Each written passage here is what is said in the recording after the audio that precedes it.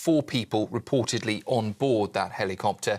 Air ambulance teams are still on site, but at this stage, no details on casualties. Plenty more on that, I'm sure, with Cameron and Olivia later this hour. In other news, the government is promising a fast-track asylum appeals system as pressure mounts over migrant hotels and record small boat crossings.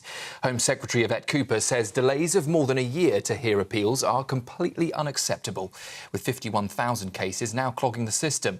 The plan would see appeals handled by panels of independent adjudicators instead of judges, aiming to speed up removals of people with no rights to stay.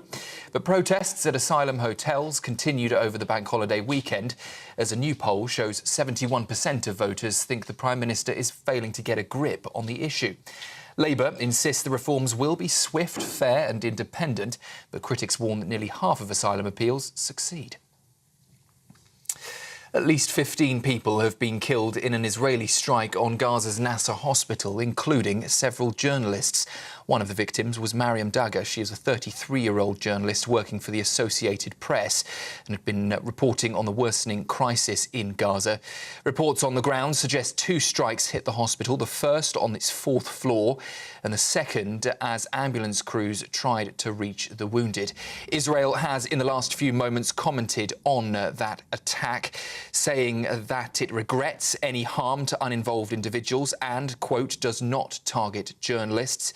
It says it has carried out that strike in the area near Nasser Hospital in Gaza's Khan Yunis. Here, more than 80% of shoplifting offences in England and Wales go unpunished as recorded cases hit record highs. New figures show over half of shoplifting incidents were closed with no suspect identified last year, while fewer than 1 in 5 led to charges. In London, just 6% of cases resulted in someone being charged. Overall, more than 530,000 shoplifting offences were lodged in 2024 to 25. That is the highest since records began. The Liberal Democrats say those figures are an absolute scandal and are urging more funding for frontline policing, while the Conservatives say they want zero-tolerance approach and accuse the Labour government of failing to grip what they call a shoplifting epidemic. Europe's biggest street party takes over West London today as Notting Hill Carnival parade brings 1 million people to the streets of the capital. The 3-mile procession is the highlight, of course, but police are warning of risks after 61 officers were assaulted last year. They say some fear being at the mercy of the crowd, with 140 arrests made on Sunday for kicks, punches and sexual assaults. This year, 7,000 officers will be deployed daily, with stop and search powers in place and live facial recognition cameras watching the approach routes. And for millions heading off for bank holiday getaways, well, we're being warned to brace for travel disruption. The RAC says drivers should have set off early this morning if you wanted to avoid long queues. Nearly 18 million car journeys expected. Rail passengers can also expect to face delays with cross-country staff in the RMT union striking, while 261 engineering projects will close some sections of the network. Those are the latest headlines for now. I'll hand you straight back to Cameron. Cheers Britannia Wine Club proudly sponsors the GBNews Financial Report. But not before the lovely, all-important markets. The pound will buy you $1.3524 and €1.1538. The price of gold, £2,495.99 per ounce. And the FTSE 100 is at 9,321 points. Now to Cameron. Cheers Britannia Wine Club proudly sponsors the GBNews Financial Report.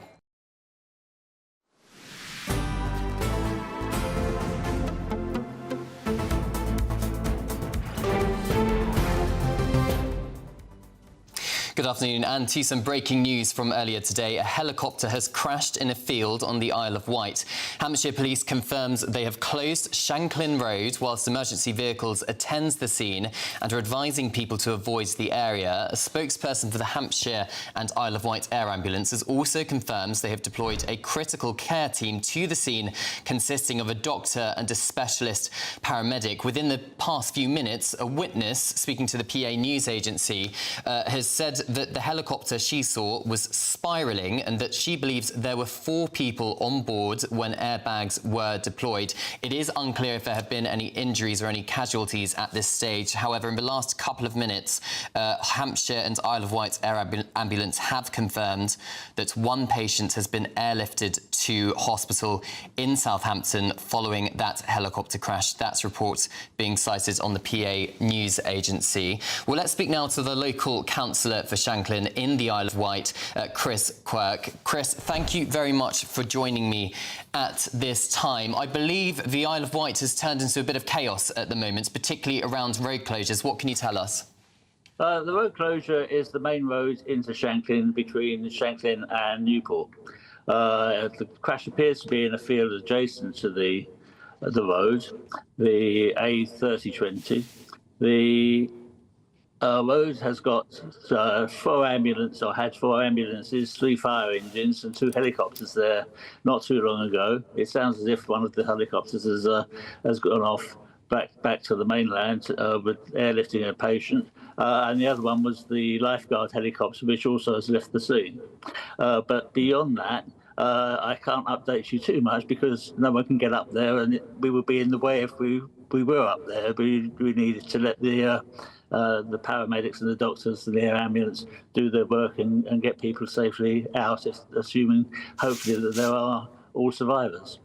And of course, details are very sketchy at this stage. As we said, it's just kind of happened in the last hour or so. The Isle of Wight, how is the weather there at the moment? Would that have been something that could have affected the helicopter at this stage, or is it pretty clear up there? The weather is clear, brilliant sunshine. Shanklin is actually the sunniest place in the country, so we have more better weather than most. But the area is rural. Most of the area between Shanklin and Newport are actually areas of outstanding natural beauty, so it's farmland. And the witness speaking to the PA News Agency says that the helicopter crashed into a hedge, but it doesn't appear anybody has spotted any smoke or a big explosion or anything like that. And also the fact, of course, that as we've just been hearing in the last few minutes, the air ambulance has taken 1 patient to a hospital in Southampton, does suggest that the crash perhaps hasn't been as serious as it could potentially have been, where we have 4 instantaneous casualties. If that's true, that's really good news. There's no apparent smoke. I mean, this is the site is probably less than a mile from where I actually am right now, and there's no signs of billowing smoke, and we didn't hear an awful crash. But one assumes they're getting on with trying to rescue people. There are 3 fire engines, the Shanklin, the Ventnor and the Newport fire engines, all there. OK, local councillor for Shanklin in the Isle of Wight, Chris Quirk, thank you very much for joining us. And just to recap there, 1 person has been airlifted to hospital after a helicopter crashed into a field on the Isle of Wight. Thank you for your time. Next, a new YouGov poll has found that 7 in 10 people believe Sir Keir Starmer is handling migration badly. The Prime Minister is under growing pressure from Labour grandees and senior ministers to adopt a more radical approach to the small boat crisis, as public concern over the government's handling of the issue intensified. Well, I'm delighted now to be joined by the former Labour advisor Matthew Torbett and the former Conservative advisor Charlie Rowley. Good afternoon to you both. Matthew, let's start with you. The polling also shows that more than half of Labour voters think that the Prime Minister is handling the hotel migration crisis pretty poorly. So it's not great for the Prime Minister this summer so far. No, I think all you have to do is look at the pictures on people's TV screens, and you'd have to be a political expert to go, this doesn't look very good, obviously. My hope is that the judgment that was ruled with regards to the hotel in Epping means that the government now have to figure out a long-term solution. I think there was a bit of, I don't know, it's naivety, but carrying on the Conservatives' policy of we'll just keep them in hotels despite saying it isn't really appropriate and just leave them to it. you're essentially presiding over a failed asylum system, and I think people have fair enough concerns over this. We don't know who is coming. There are a lot of, I would say, economic migrants piggybacking on the back of genuine asylum seekers who may be fleeing persecution. And I've always been an advocate for a long time now of offshore processing and processing people, knowing who they are, whether that be at British embassies or at pinch points or processing centres in certain areas of Europe before they get here. And that way we can decipher a little bit. And of course, Keir Starmer, when he won the election last year, decided to shut down the Conservatives' Rwanda plan, so there hasn't been any offshore migrant processing. But the trouble is, Charlie, that the Prime Minister and the Home Secretary could be running out of time here because, of course, Epping, there is a successful legal injunction to remove over 100 asylum seekers from the Bell Hotel in Epping, and a number of local authorities are thinking, hold on a minute, we could launch similar legal action and remove the migrants from the hotels in our backyards.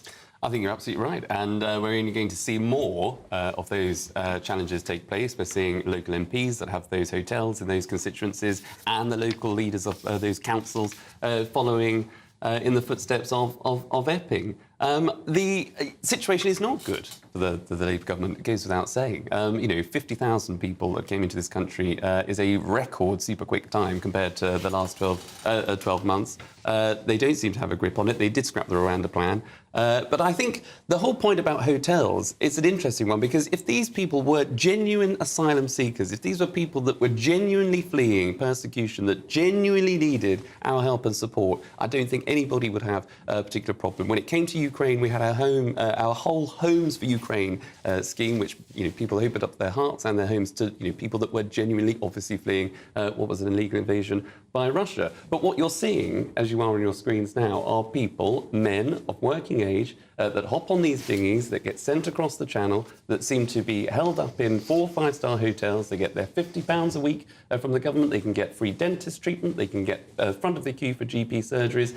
They are also people who we're hearing daily, it seems, in the newspapers, alleged reports of criminal activity, intimidation, and that is why there's this pushback, and that is why communities are taking to the streets. That's why local authorities are making this challenge to the government, because they don't want to see people in their hotels, in their communities, for people that are causing problems and who should not be here. Yeah, and I don't see many women or children on those screens, for those of you watching on television, clambering into those dinghies. Nonetheless, the government would say, Matthew, that they are trying to tackle this issue. They've got this one-in, one-out scheme with France, where they'll give back somebody who's come across in a small boat in return for somebody who has a genuine right to be here under the asylum scheme. Of course, we heard over the weekend reported in the Times that they're going to try and get rid of this first level of the appeals process. When the government, when an asylum seeker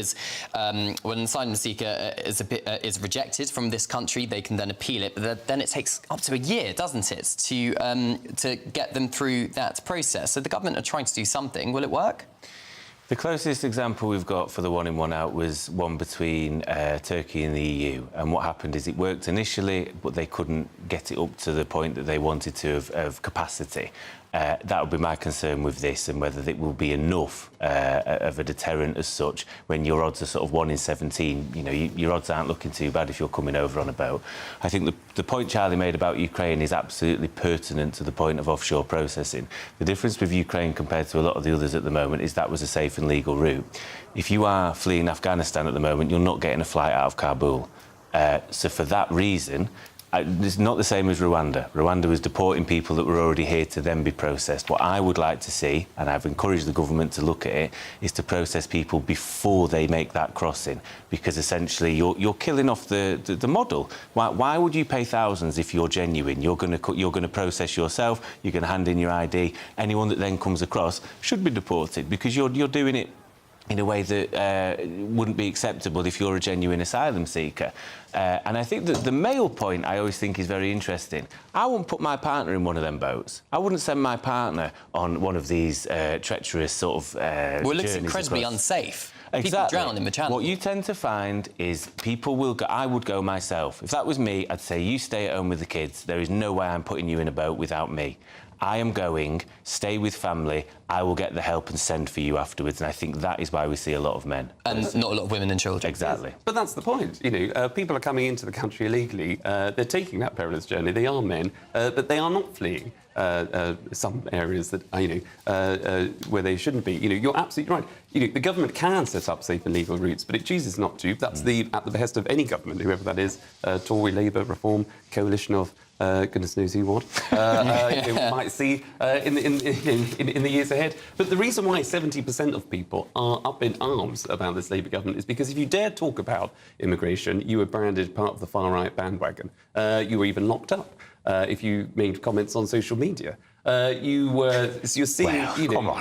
well, it's true. And then you're seeing day after day large numbers of people, in excess of what has been the previous figures, coming into this country illegally, and there doesn't seem to be a handle on it at all. Well, and then, of course, we've got Reform, who are saying that mass deportations is what we're going to do, up to 5 flights a day. But, of course, it's very, very easy to say that. Actually putting it into practice could be another issue together. Anyway, we've got to leave it there. Charlie and Matthew, thank you very much for joining me.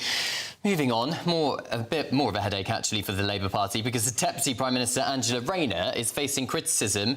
Well, all weekend she's been facing criticism, and it's continuing this morning after adding an £800,000 seaside apartment in Hove to her property portfolio. The purchase comes as she backs plans to double council tax on second homes, prompting calls for clarity over her own council tax arrangements. But how does it look for a Deputy Prime Minister to be buying, well, a second home? She's got a Grace and Favour pad, of course, in Westminster as well, as many Brits struggle to buy their first. Joining us now is the Labour councillor for Waltham Forest Council, Sebastian Select. Sebastian, good afternoon to you. Thank you very much for joining me. The optics aren't great, really, for Angela Rayner here. She is the housing minister, and she has bought a second home in essentially a holiday seaside town. She will argue, of course, that she needs it to be close to London, but she's already got a Grace and Favour pad in Westminster, so why did she need this flat?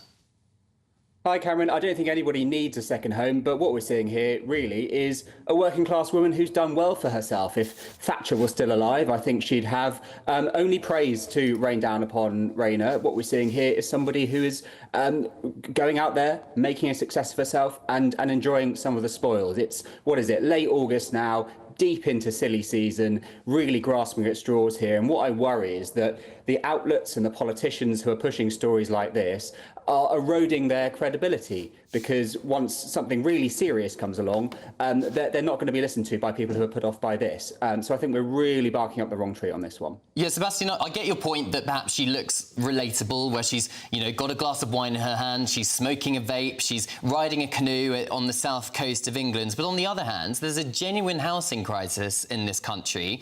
Locals are being priced out in seaside towns. £800,000 is a lot of money, and she's going to be leaving it empty for 6 months of the year, because she's got her own constituency home and she has this Grace and Favour pad. So it's not, I come to you again, it's not great optics that the housing minister is leaving a second property empty in a town that she doesn't really have any connection to for her work as a MP and a minister.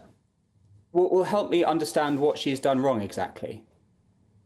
Well, it's not for me to say if she's done anything wrong, but what I'm saying is the criticism that's coming to her from the papers is that she already has a home in her constituency. She has, as a minister, a Grace and Favour flat in Westminster.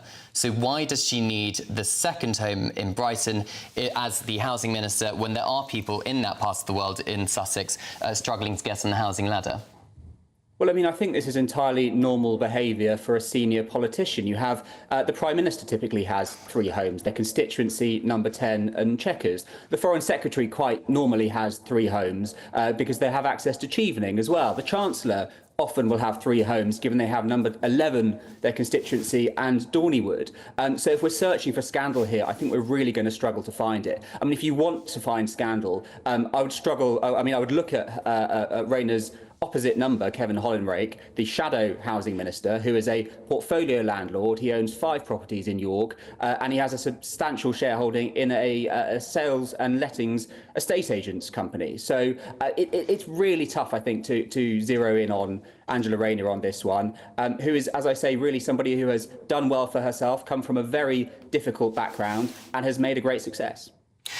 The Labour government has pledged to build 1.5 million homes by the end of this Parliament. But this, regardless of whether you think it's unfair or not for Angela Rayner to have this kind of criticism, it is a bit of a distraction, isn't it, at the moment, where realistically I suspect that Angela Rayner herself and her department and the government would want us to be talking about their pledge and whether or not they are achieving these this house building targets. Of course, there's been not criticism as such, but there's certainly a challenge for Labour with skills shortages in this country. Of course, we've got planning issues. There's lots of planning that's gone on, but not many new completed housing.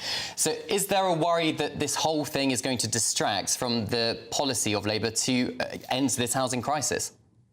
I mean, I think the papers that are picking this up are largely on the right. They've got it in for Rayner and Labour as it is. It's only as much of a distraction as they try to make it. The reality is this is the first government we've seen that is really being ambitious on house building, which is one of the biggest issues of our times. Most people your age, my age, aren't on the housing ladder because they just can't afford it. And one of the biggest levers is to build more houses. That is really hard. That is politically tough. There are a lot of people who don't want to see house building going on next to them, don't want to see house building on parts of the green belt, but the reality is we are going to have to do that if we're going to build enough houses for young people to have a decent shot at a prosperous future in this country. And I'm really, really proud to be standing behind a government that is doing that for the first time, because, and I include previous Labour governments in this, no government has got this right so far, and this for me feels like a real turning point. OK, well, let's see if they actually manage to build 1.5 million homes. Labour councillor for Waltham Forest Council, Sebastian Salek, thank you very much for joining me. What do you guys think at home? gbnews.com/your say. Thank you again to Charlie and Matthew as well. This is Good Afternoon Britain on GB News. Lots more coming up on today's show, including Virginia Giuffre. Remember her? Her memoir is to be published after her death because she took her own life this year. Could this be another headache for the royal family? But after the break... Best man on the road! 1, 2, jump! Carnival unrest. The Metropolitan Police have made 140 arrests on the first day of the Notting Hill Carnival for crimes including assaults on police officers and possession of offensive weapons. All of that and more to come. You're watching GB News. Visit Good Afternoon Britain on GB News.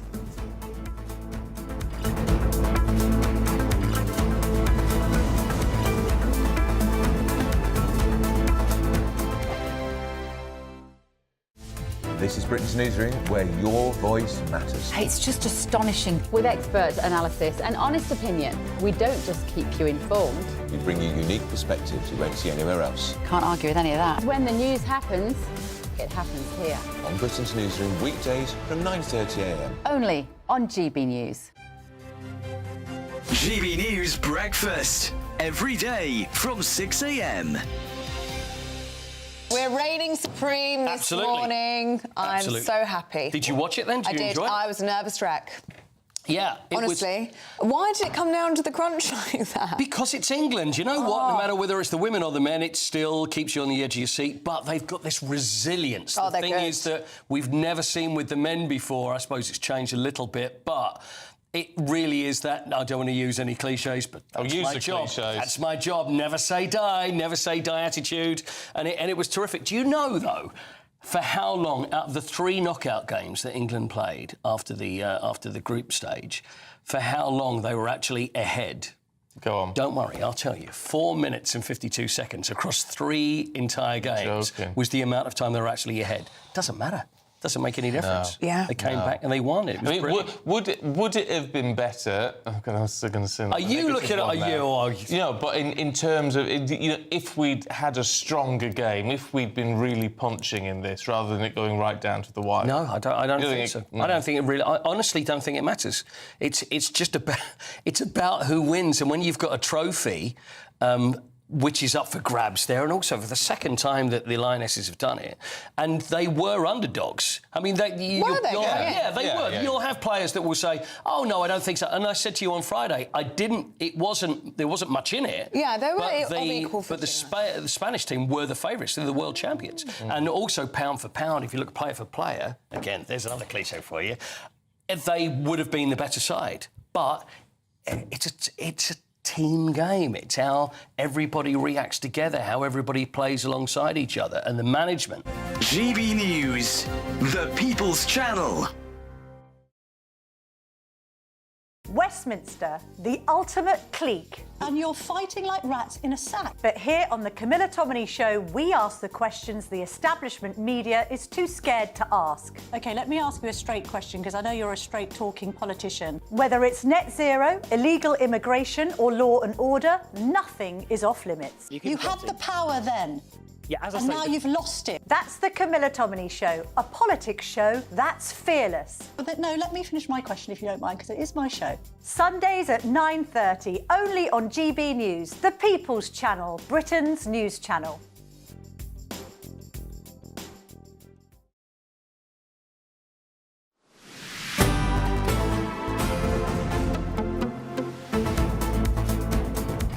Welcome back. The time now 12:27, and I'm delighted to be joined by Olivia Utley, a familiar face. I'm not by myself anymore. Thank you for keeping me company this hour. It's a pleasure, Cameron, a real pleasure. Oh, of course, we've got lots coming up on the show. But should we turn now to a bank holiday tradition, perhaps, in London? Good weather for it, the Notting Hill Carnival, but 140 arrests so far, Olivia. 140 arrests so far today, and police say that 15 of the arrests were on suspicion of assaulting officers, including one who needed hospital treatment for their injuries. Yeah, 105 people were apprehended at the event itself yesterday, while 35 arrests were made nearby. With trouble flowing again, is the Carnival really safe?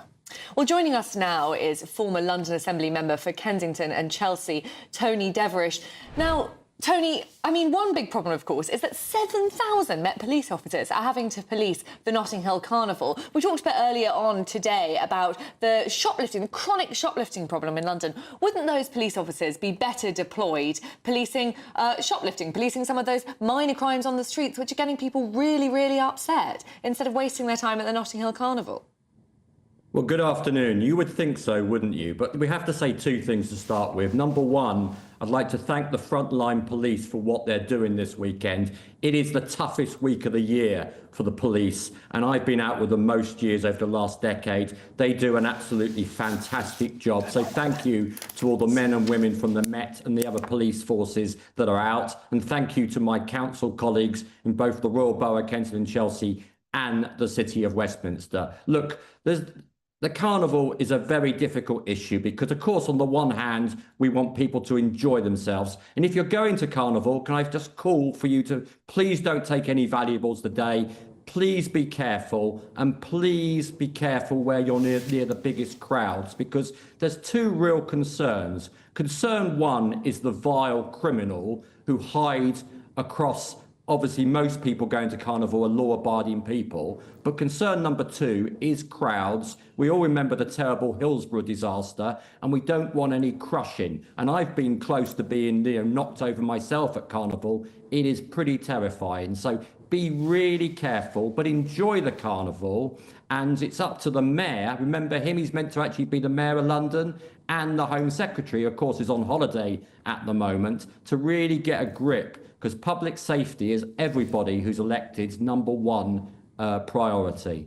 Tony, as a former London Assembly member yourself, how does the Notting Hill Carnival, in terms of the demand for policing, compare to other major events that happen in London over the years? You've got, pride festivals, you've got big football matches, which obviously involve a lot of celebrations afterwards in central London. All of those also need to be policed, taking resources away, as you say, from shoplifting and other crimes.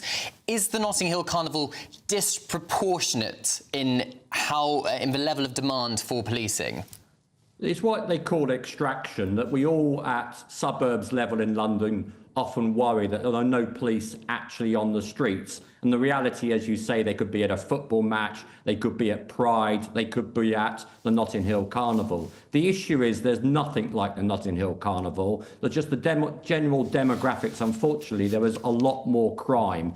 You ask any frontline police officer, he or she would rather go on to Pride or to a football match any day of the week than be drafted into Carnival. Carnival is dangerous for the police, and I'm afraid it's dangerous for some people in our communities, and we need to take a close look at how we can protect people more. I have one very simple idea. I know it'll be difficult to implement, but the reality is my view has always been anybody who's visibly seen at Carnival, who has an existing past criminal record or was even threatening to go to Carnival, should be arrested. And to be fair to the police, they do what they can. They arrested 100+ criminals the day before Carnival this year, which is something they do every year to make sure the worst potential offenders are off the streets when Carnival starts. But this is a biggest event by far for the police every year, and the frontline police do a fantastic job. But I think our politicians, from the Home Secretary to the Mayor, need to get a grip and really make sure there's no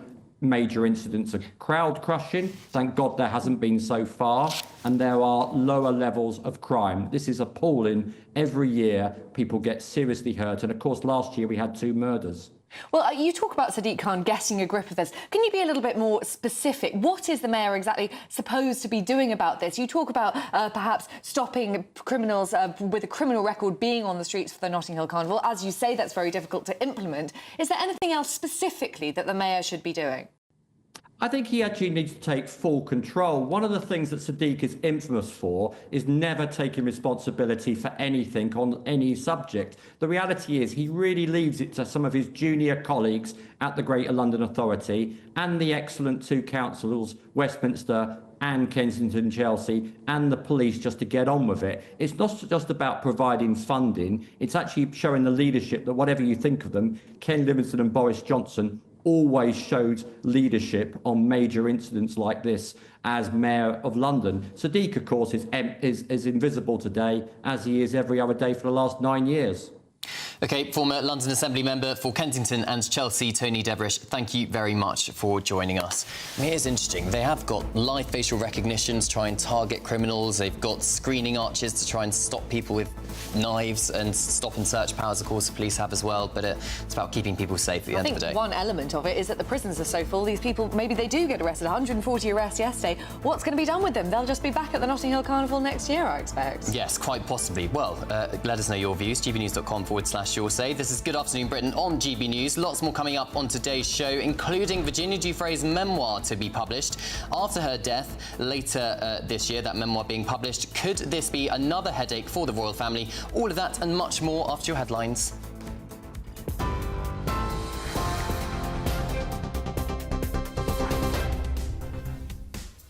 Very good afternoon, 12:30. The top story on the Isle of Wight. Emergency services are responding after a helicopter crash.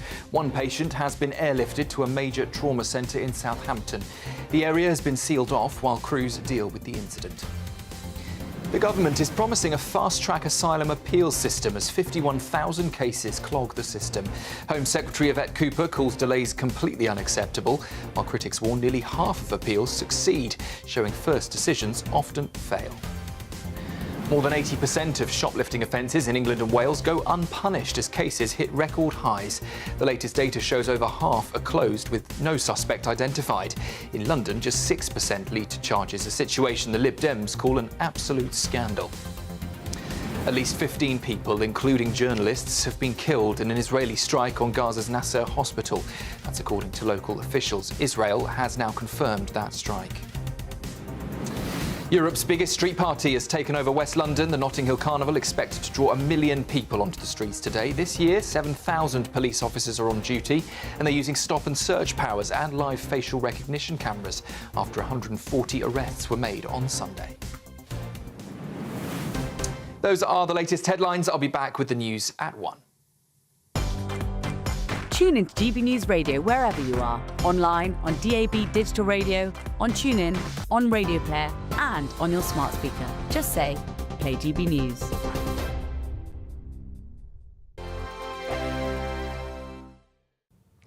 Hello and welcome to your GB News weather update from the Met Office. Well, plenty of sunshine out there this Monday, but turning more changeable with showers or heavier spells of rain. So generally we've got high pressure situated to the southeast, but low pressure will be moving in as we go Tuesday and more so into Wednesday and Thursday to bring an unsettled theme.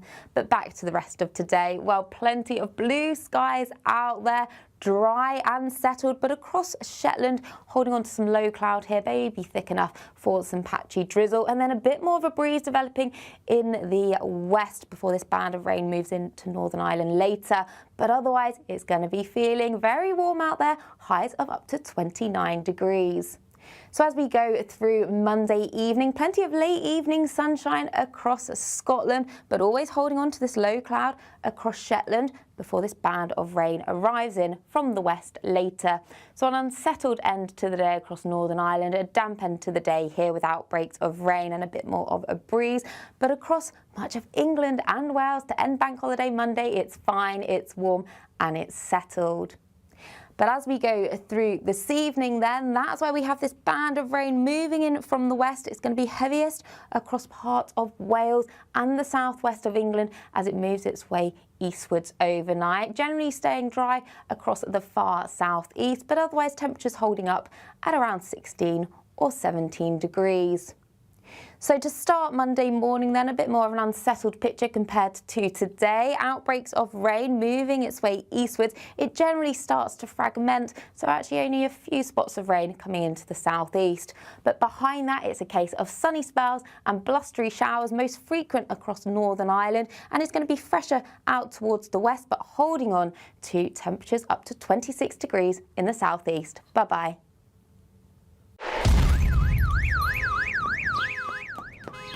Crash Law 24 sponsors GB News Traffic and Travel Report. Good afternoon, this is the latest AI travel news from gbnews.com. The M8 at Junction 7 Eurocentral Onslip is closed for roadworks. Expect diversions. Congestion is expected eastbound on the M4 between junctions 46 and 43. The A5 northbound near Shrewsbury faces delays due to a collision, with one lane closed.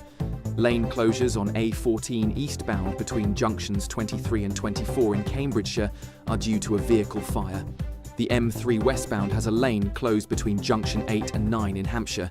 And on the trains, Avanti West Coast services to and from London Euston face major engineering works, with cross-country's industrial action impacting routes. For more travel news, go to gbnews.com. Crash Law 24 sponsors GB News Traffic and Travel Report.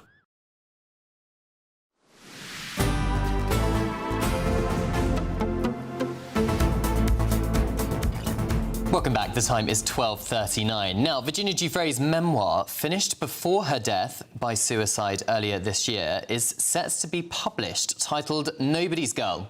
It tells her story of surviving abuse and fighting for justice. And its release is expected to reignite scrutiny of Prince Andrew, who has always denied her allegations but paid millions to settle her civil case out of court. Well, joining us now is the US political and royal commentator Chapman Bell. Chapman, good afternoon to you. It is a bit of another headache, though, for Prince Andrew and, of course, by extension, the royal family. Yeah, I think so. I mean, the publisher says it contains intimate, disturbing and new details about her relationship with Epstein and Maxwell and their friends, including Prince Andrew. So his name is automatically put in there. Whether or not there is anything new in the book, it does bring it back to the forefront of conversation and, you know, will no doubtedly put stress on the royal family and Prince Andrew. Yeah. Incredibly awkward for Prince Andrew and the royal family. But as you say, it's more people who could be implicated by this, isn't it? It's Epstein. The whole Epstein story is not going away. Who else might be tarred with the same brush? Well, I mean, the publishers have said that there's no mention of Trump in any kind of negative way in this book. Look, as I've said before, the whole Epstein saga really touches on a whole generation of powerful people, world leaders, royals. He really was, connected with so many. Now, connections don't necessarily mean any wrongdoing, but it's that association by name which really kind of ruffles feathers and gets many people wondering, well, what exactly was he up to and what were other people doing with him? I mean, Virginia Giuffre was one of several Epstein victims. She alleged that Prince Andrew had sex with her when she was 17 in Glenn Maxwell's house, something Prince Andrew has always denied. Prince Andrew then, of course, paid out millions, we think, in a out-of-court settlement with Virginia to a woman he claims he never met. But as I said, he's always denied those allegations. I think what potentially could be a struggle, Chapman, and it'll be interesting to hear your views on this, is the fact that it's going to be printed in black and white again, these allegations, regardless as whether or not there's new allegations in this book.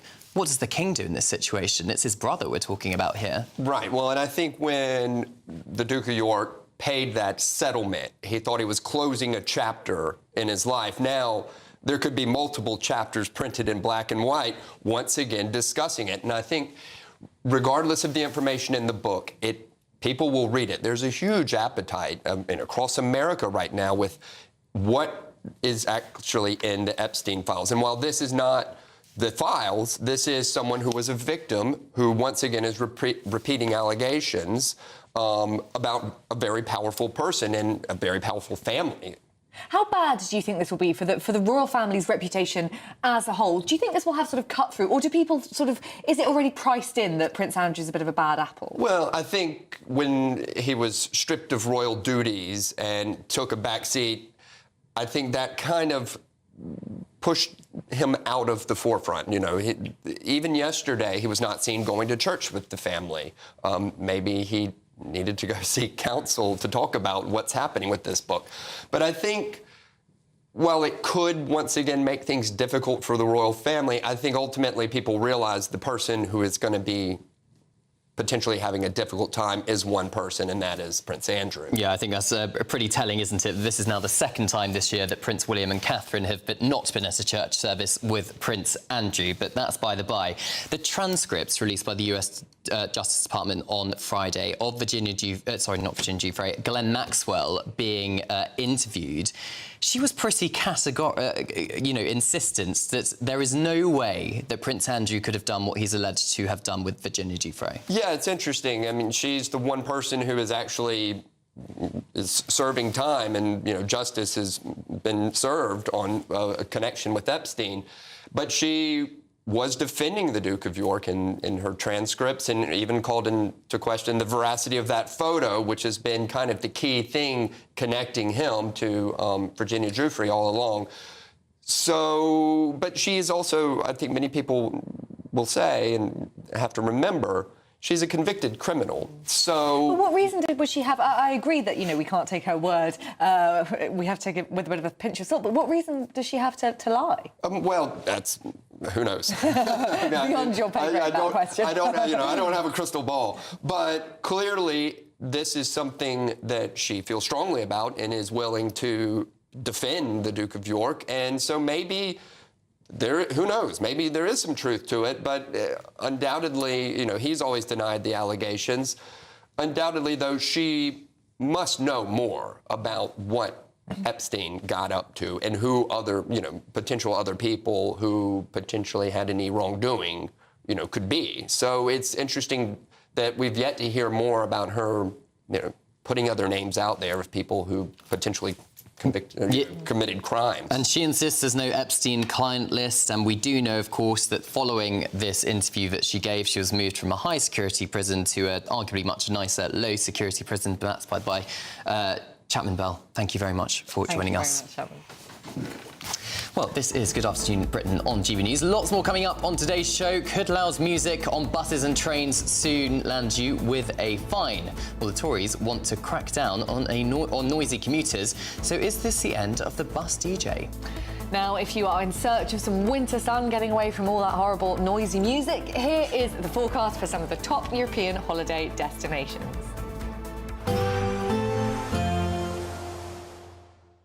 Dinner under the stars tonight? That reminds me of our travel insurance. You mean All Clear Skies? All Clear Travel Insurance sponsors GB News travel destinations forecast. Hello. Well, there's plenty of sunshine across Europe and it's feeling hot too, but thunderstorms will be developing, especially midweek. So a bit breezy across parts of Madeira and the Canary Islands with showers here. Best of the sunshine really across much of Spain, but still showers will be bubbling up, especially across parts of Italy later and across Greece. But otherwise, temperatures still up at around 29 to 30 degrees. Now, showers will become more widespread into the week, but otherwise highs of 33. All Clear Travel Insurance sponsors GB News Travel Destinations Forecast.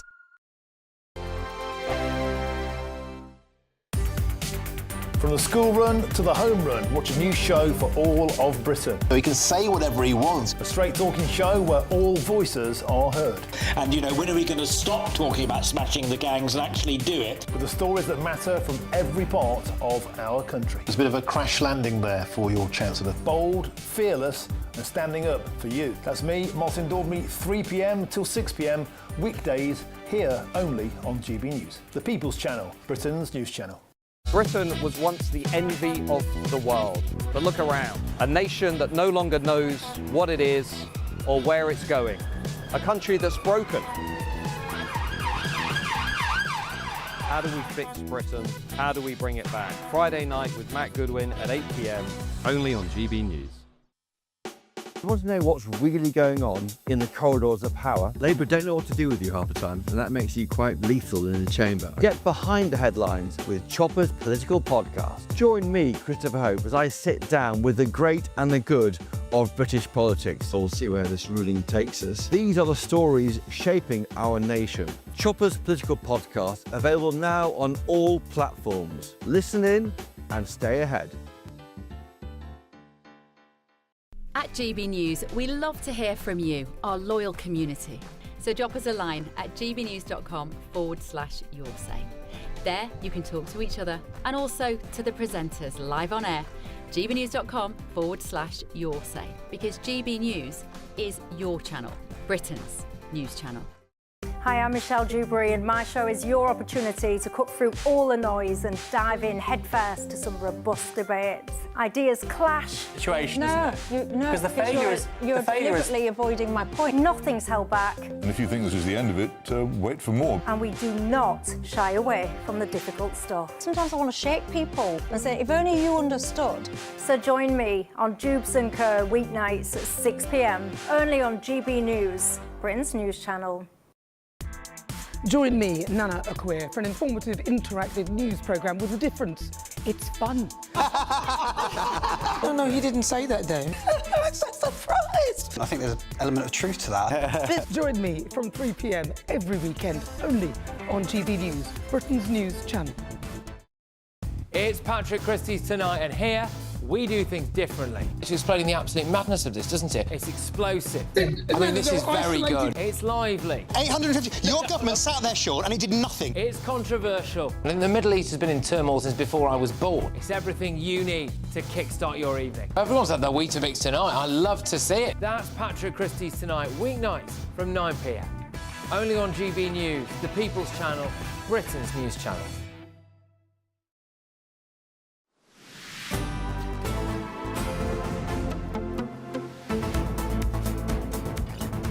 Welcome back. Well, here is something that absolutely infuriates me. Passengers could face bans and on-the-spot fines for playing loud music. The most annoying thing I experience. The most annoying thing. On public transport. Oh, it's so annoying. It's so annoying. But the thing I don't really understand about this is it's unbelievably annoying and I absolutely hate it. But it's basically just bad manners, isn't it? Yeah. Can you really police it? Is there anything you can do about it? These people should just be brought up a bit better, I reckon. I would suggest that. It's very, very inconsiderate. Perhaps the police and enforcement officers have more important things to do, but nonetheless, under Conservative proposals, the Tories say the law should deliver swift justice to those who cause a nuisance and make people's lives a misery by blasting music on buses and trains. Well, joining us now is Conservative Councillor for North Yorkshire Council, Tom Jones. Now, Tom, I mean, as we were just saying there, of course, it is unbelievably annoying. We all hate it. It is the scourge of public transport in the 21st century.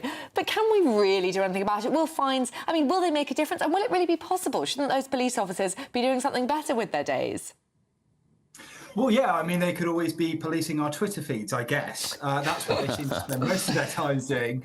But I think, so 38% of train and bus passengers, a Savanta poll revealed recently, have had a negative experience with people playing music aloud, frequently or occasionally. And it's not just you two, it really irritates everybody right across the spectrum, because it's not just about the noise pollution.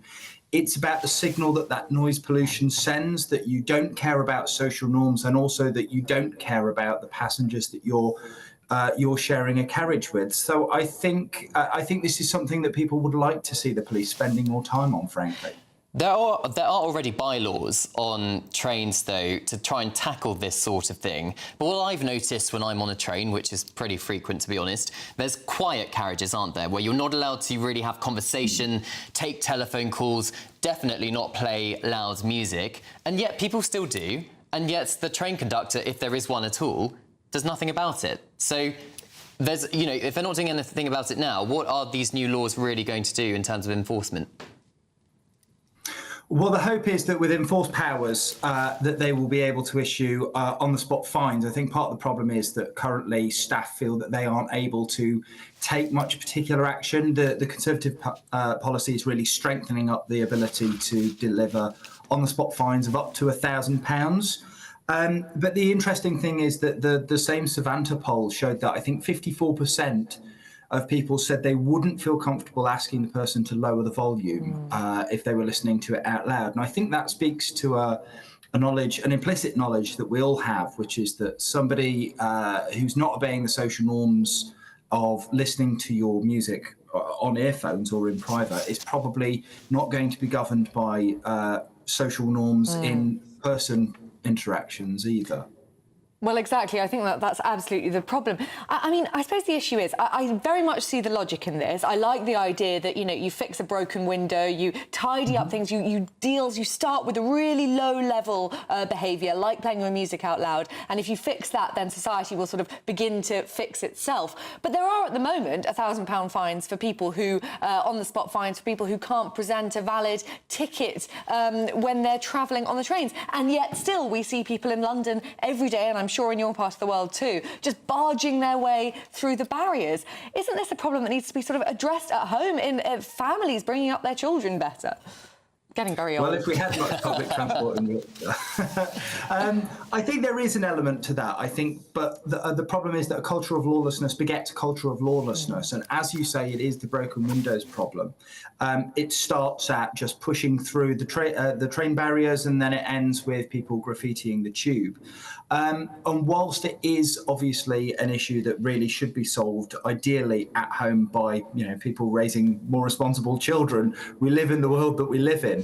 And so I think this is clearly a thing that government can be doing, it should be doing. Frankly, I think it's a good use of police time, and God knows they're spending enough time on bad uses of police time. So I think that this is something that broadly the public will want us to push ahead with. OK, Tom, we'll have to leave it there. Thank you very much for joining us. Richard has said feet on seats also annoy me. Oh, yes, very much. And smelly one. food on trains. Yes, do let us know, gbnews.com/your say. But now, here is your weather.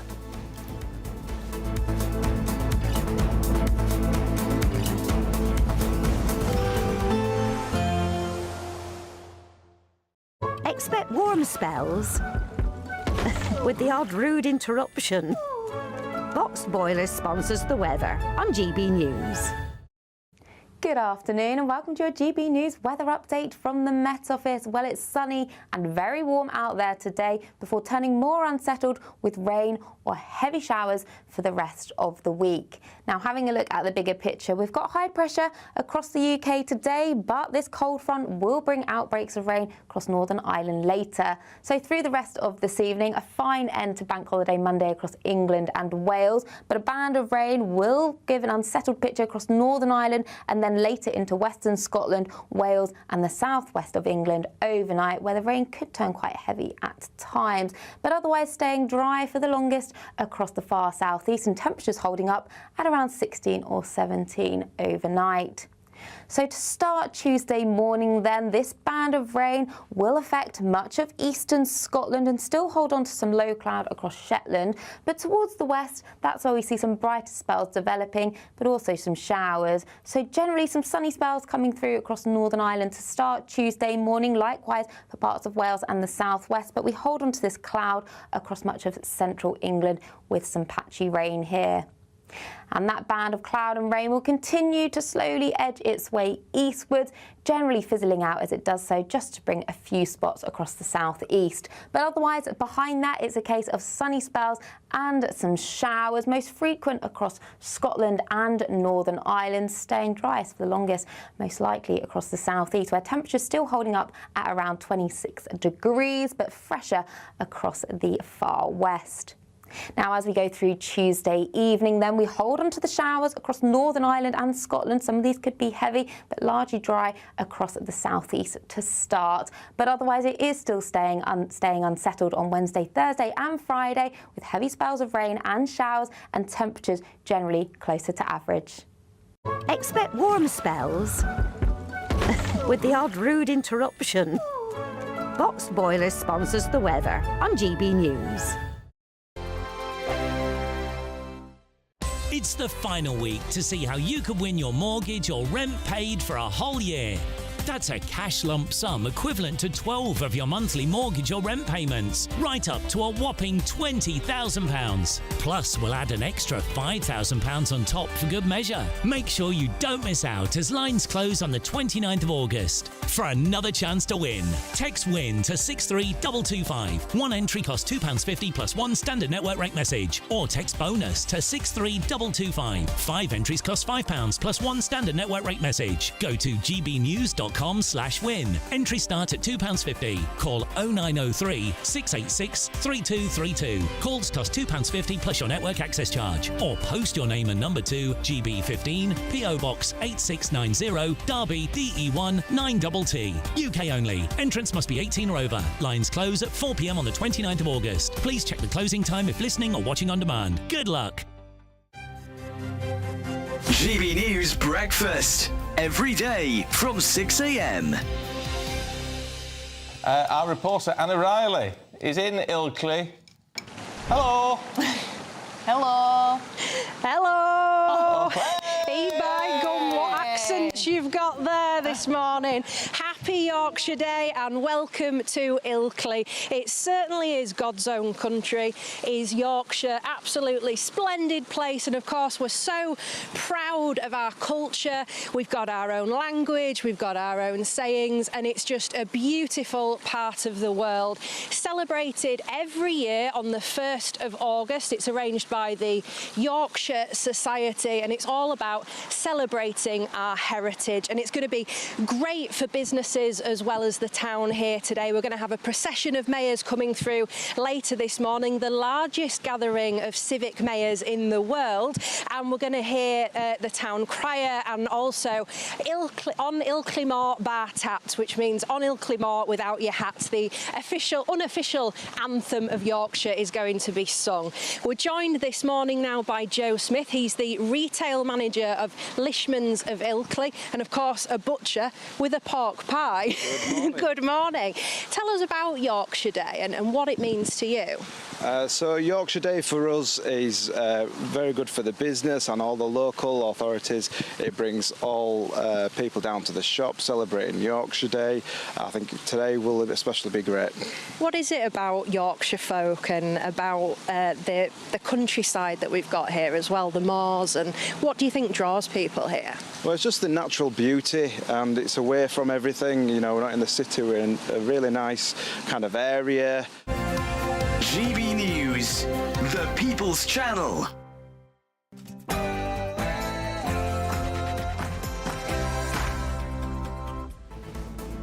Good afternoon, Britain. It's 1 o'clock on Monday, the 25th of August, with me, Olivia Utley, and Cameron Walker. A damning new poll finds 7 in 10 voters think Sir Keir Starmer is mishandling the asylum hotel crisis. With calls for tougher action, can the government turn it around? Angela Rayner's £800,000 seaside flat sparks a storm. Allies say it will be used as a work base. Critics call it hypocrisy as Labour cracks down on second homes for others. The government will scrap most prison terms under 12 months, with offenders set to dodge jail and serve community sentences instead. Ministers say it's about fixing a broken system, but could it put the public at risk? And St George's crosses and Union Jacks are appearing across the country in a wave of patriotism. But is this the start of an English revolution or a symbol of division? An Oxford academic warns weight loss jabs like Ozempic could fuel a rise in fat phobia. If there's a cure for obesity, will those who don't take it face even more stigma? And just 1 in 4 Brits talk at the dinner table, while 2/3 stare at a screen. What does that mean for the family unit today?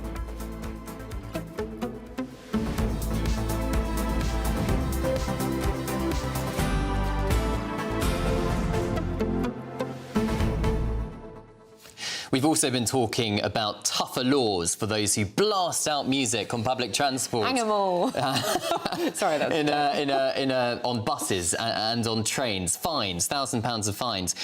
Pamela Price has got in touch. Good afternoon to you, Pamela. She says loud music and conversations on transport or in confined spaces should be met with loud singing and involvement in the conversation. I once did this to a guy who was having an email conversation while sitting next to me. He tolerated it for a while, then closed his laptop. An email conversation, brilliant, Pamela. So that's a really good strategy. Annoy them as much as they're annoying you, absolutely. and perhaps they'll stop. But Olivia, you were telling me in the break that, you know, hearing conversations that are very private, personal conversations with therapists, or, you know, having an argument with your partner over the phone is a bit weird. It's so weird, isn't it? I mean, personally, I hate the loud music, but I quite like people having private conversations because I'm very nosy. It's the journalist in me. So I'll be sitting there listening away. But I would never dream of doing that. It's just so odd. Why aren't people more embarrassed? And then everyone's got a camera phone nowadays. So you see on social media quite a lot of the time these viral clips of these big arguments taking place on public transport. And then OK, you may be annoying 20 people in the carriage, but what if that 20 people in the carriage then becomes millions of people who's viewed it on social media? And what if your boss sees that? Well, exactly. I hadn't even thought of that. That must be so embarrassing at work, too. God, why do people do it? I know. Well, anyway, send us your views or post your comments by visiting gbnews.com/your say. Now is the news headlines with Sam Francis.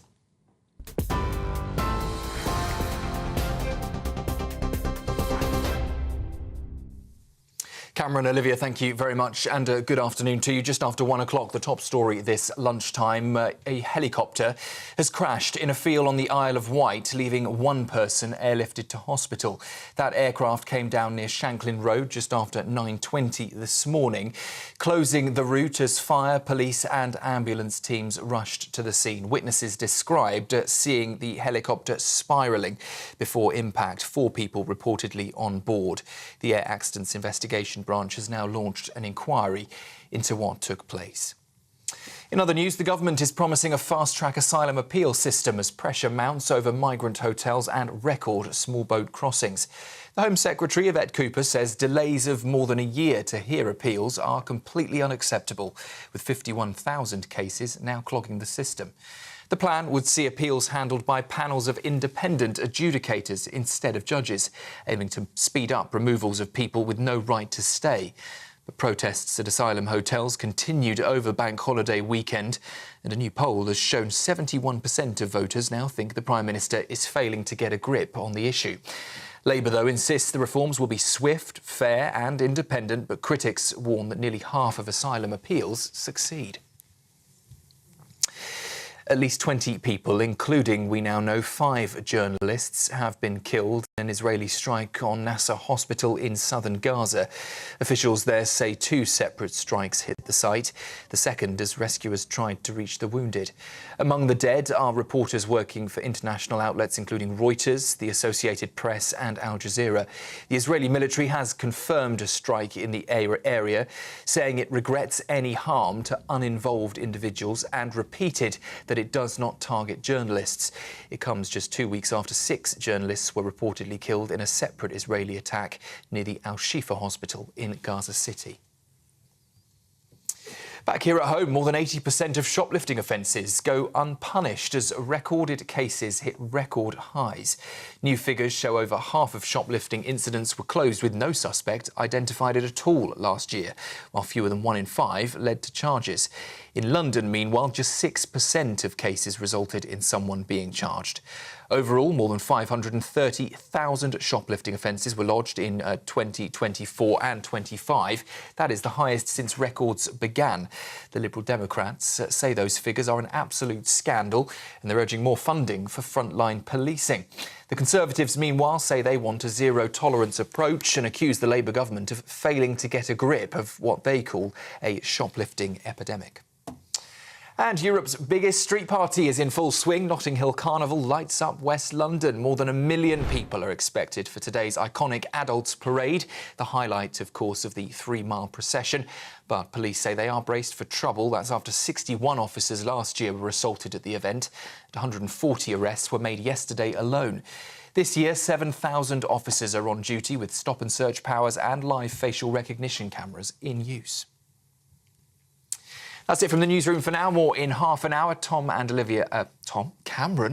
and Olivia up next. But we will take a look at the markets first. Cheers Britannia Wine Club proudly sponsors the GBNews Financial Report. And here are those markets as promised. The pound will buy you $1.3524 and €1.1538. The price of gold is £2,495.99 per ounce. And the FTSE 100 is at 9,321 points. Cheers Britannia Wine Club proudly sponsors the GBNews Financial Report.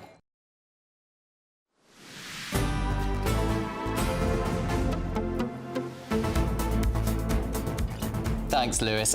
Sam, actually. Deputy Prime Minister Angela Rayner is facing criticism after adding an £800,000 seaside apartment in Hove to her property portfolio. The purchase comes as she backs plans to double council tax on second homes, prompting calls for clarity over her own council tax arrangements. But how does it look for a Deputy Prime Minister to be buying her third home, well, 2 homes she's bought, one is a Grace and Favour home in Westminster, when so many Brits are struggling to buy their first? Joining us now is the former editor of The Sun, Kelvin Mackenzie. Now, Kelvin, isn't there an argument that a working-class woman who's done well for herself, made her own money, should be able to spend that money on whatever she likes? Yes, I'm totally in favour of it. I'd like her to buy 3,000 homes. I don't care. But remember, it's her party that cares. It's her party that doesn't want you, actually, it seems to me, to own a second home. So, look, she makes £159,000 a year. She will for the next 4 years, and then it will probably be down to about 80 grand when she gets turfed out of, when they get turfed out of government. But the issue is that on top, that the reason that she says she wants it is she wants a home near London for her work. Well, I know she's a northern girl, but I don't know whether she knows that Hove is actually 50 miles from London. And if with the way that the late night working works within Parliament, late night voting, she can't be sure, thanks to, by the way, her trade union friends who operate the railways, that in fact she's going to be able to get home at night. So how does that work? And the answer for her, uniquely, as distinct from everybody else in the country, is that she has a government home, a Grace and Favour flat in London as well. So the idea that this is being used as some kind of work pad 50 miles from her workplace is absolute tosh. Why doesn't she just tell the truth, that she likes Hove, a very nice place, by the way, I know Hove, right? And she wants to go swimming, and she wants to be photographed bobbing along the English Channel, probably meeting some of her constituents for the future, right? And therefore, why doesn't she just come clean with it? As it is, she's also revealed, of course, that she is going to have to pay, because it's her second home, because her major home is her constituency home, well, that's what she says, she's going to have to pay a double council tax for having a second home. I am massively hostile to that idea. I think it's perfectly fair for people to own more than one home. Life isn't fair, right? There are some people who look like me, and there are some people who look like Brad Pitt. That's the basis of it. Well, that's a bit that's kind of puzzling me, Kelvin, because, of course, she is paying all the tax she's meant to. Of course, she's perfectly within her rights to buy a second home if she would like to. But it's the so-called sources speaking to the papers this morning who are giving these reasons that she needs the home because she needs to be close to London. It's the PR optics of this that I'm really struggling with, as I have done on several stories related to this Labour government recently. Has she been poorly advised to allow these people to speak on her behalf, giving these excuses? And as you make the point, Calvin, wouldn't it be better if she just came clean and said, I want a holiday home so I can drink wine and smoke vapes on the South Coast? Yeah, well, but if you want honesty, you've come to the wrong address when you come to Parliament. And I apply that, by the way, both to the Conservatives and Labour. I mean, they have been shocking. Nobody who goes into Parliament seems to be able to tell they probably go in with pretty good views, but they come out the other side. It's the equivalent of when you go into jail and you've gone in for something, we'll say, careless driving or something. You'll come out as a safe cracker. It's absolutely the same with Parliament. They go in as one people, right? Honestly, they are dancing around like fairies, right? And when they come out the other end, they are committed liars. Why don't they just tell the truth? In her case, obfuscation has been a big part of her political success. After all, there was the issue about where she paid council tax, how many houses she used to own in the north. I'm afraid, as the deputy leader of the Labour Party, she is the kind of person who you hope you don't bump into, who trying to sell you double glazing. I mean, I'm afraid she has a bad rap. She could do something about it. She could say, I've got the money, I'm a single woman, I've done well in my life, I want to have as many homes as I like. And I'd be very grateful if the media would leave me alone. I guess, I mean, the issue with second homes, you think that everyone should be allowed to have second homes. I suppose the issue is that in places like Hove, people who grew up there, real Hove locals, who would love to get on the housing ladder there, who want to send their children to school around there, who want to work in the area, aren't able to because people like Angela Rayner are buying up houses that they only visit, maybe every few months. Presumably she's quite busy with her job, and that kills communities in local areas. Isn't that something you're a bit worried about? No, it's not actually. It never even occurred to me. It's only under the Labour government that these arguments occur to me. I don't really mind about who. And what you have to do is you have to move to where you can afford. For instance, I ended up living in Crayford, right, in Kent, which is, not a great neighbourhood when I first set out. Okay, and that is the reality of life. What we don't have in this country is any sense of mobility, of heading for work, or heading for your home, or making any sacrifice. Immediately you run into a brick wall here. Somebody says, what can the government do for me? What money can be given to us? And the effect of that is the economy that we face today. And just watch what's going to happen. The whole of Asia is going to eat our lunch, and there'll be a load of white people all in tears. I've got nowhere to live. I haven't got a job. Get on with life. We want more people trying to get on rather than being given handouts, I'm afraid. So I just don't agree with the basic kind of philosophical thought process. Well, Kelvin, you can talk about this being, of course, a distraction for the Labour government. Of course, they have pledged to build 1.5 million homes, which presumably is clearly going to, they would argue is going to help the housing shortage. How realistic do you think it's going to be that Angela Rayner will be able to achieve that? Absolutely nil. And in fact, she is briefing that she's been sold a hospital pass by the Prime Minister, who, by the way, has sold a hospital pass to the country as well. She's briefing that there is no hope of hitting the 1.5 million, and she's going to be blamed for it, which is true. They came in and said 1.5. Honestly, if they build 1 million, it will be a miracle. And so they will do no better. In fact, they will do slightly worse than the horrendous Conservative government of the last few years. It's a remarkable effect. There aren't the builders there. There isn't the appetite there. And to be honest, there isn't the political will to make it happen. And it's very hard, depending on how you view life. Actually, I like the idea that 60% of our food is produced within our own land. If we're going to actually develop all these housing projects, we won't have enough. We won't have enough land in order to produce our food. And then somebody will be saying, "Have you seen the price of cucumbers?" To be honest with you, our country is in the grip of some kind of paralysis at the moment. I would like to exclusively blame Labour. I feel I can't. I also blame the 14 years of Tory government. Yeah. They were really shocking. I thought they were on our side. I'm afraid they're not. Well, thank you very much, Kelvin. A pretty stark assessment there. Country in paralysis. I think we do see quite a lot of that on the streets every day. But now, a new YouGov poll has found that 7 in 10 people believe Keir Starmer is handling immigration badly. The Prime Minister is under growing pressure from Labour grandees and senior ministers to adopt a more radical approach to the small boats crisis as the public concern over the government's handling of the issue intensifies. Joining us now is Executive Director of the Henry Jackson Society, Dr. Alan Mendoza. Now, Alan, I mean, I'm quite surprised personally from speaking to people in my job as political correspondent, speaking to people just at home, that it's only 7 in 10 people who aren't satisfied with the way Keir Starmer is handling immigration. What can the Prime Minister do? It feels like it's getting very, very desperate. What would you advise him to do, you know, tomorrow to rectify this problem and to get the public back on side? Well, the main issue is that he is tinkering around the edges of the problem as opposed to going to the heart of the matter. What do I mean by that? I mean, he's told us he's going to smash the gangs. He's told us now he's going to speed up processing times of asylum seekers. Neither of those things actually hits at the core of the problem, which is to deter people from coming to this country.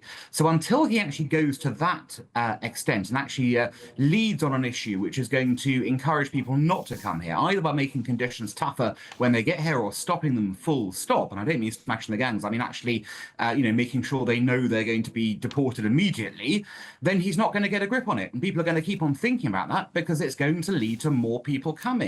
They feel they can take their chances. You know, all these treaties signed with France, etc., it still gives you a massive chance of getting to the UK. Processing you more quickly merely means that you're going to get your asylum granted more quickly. So it's going to encourage people, not discourage them. So I think he's looking at the wrong way around.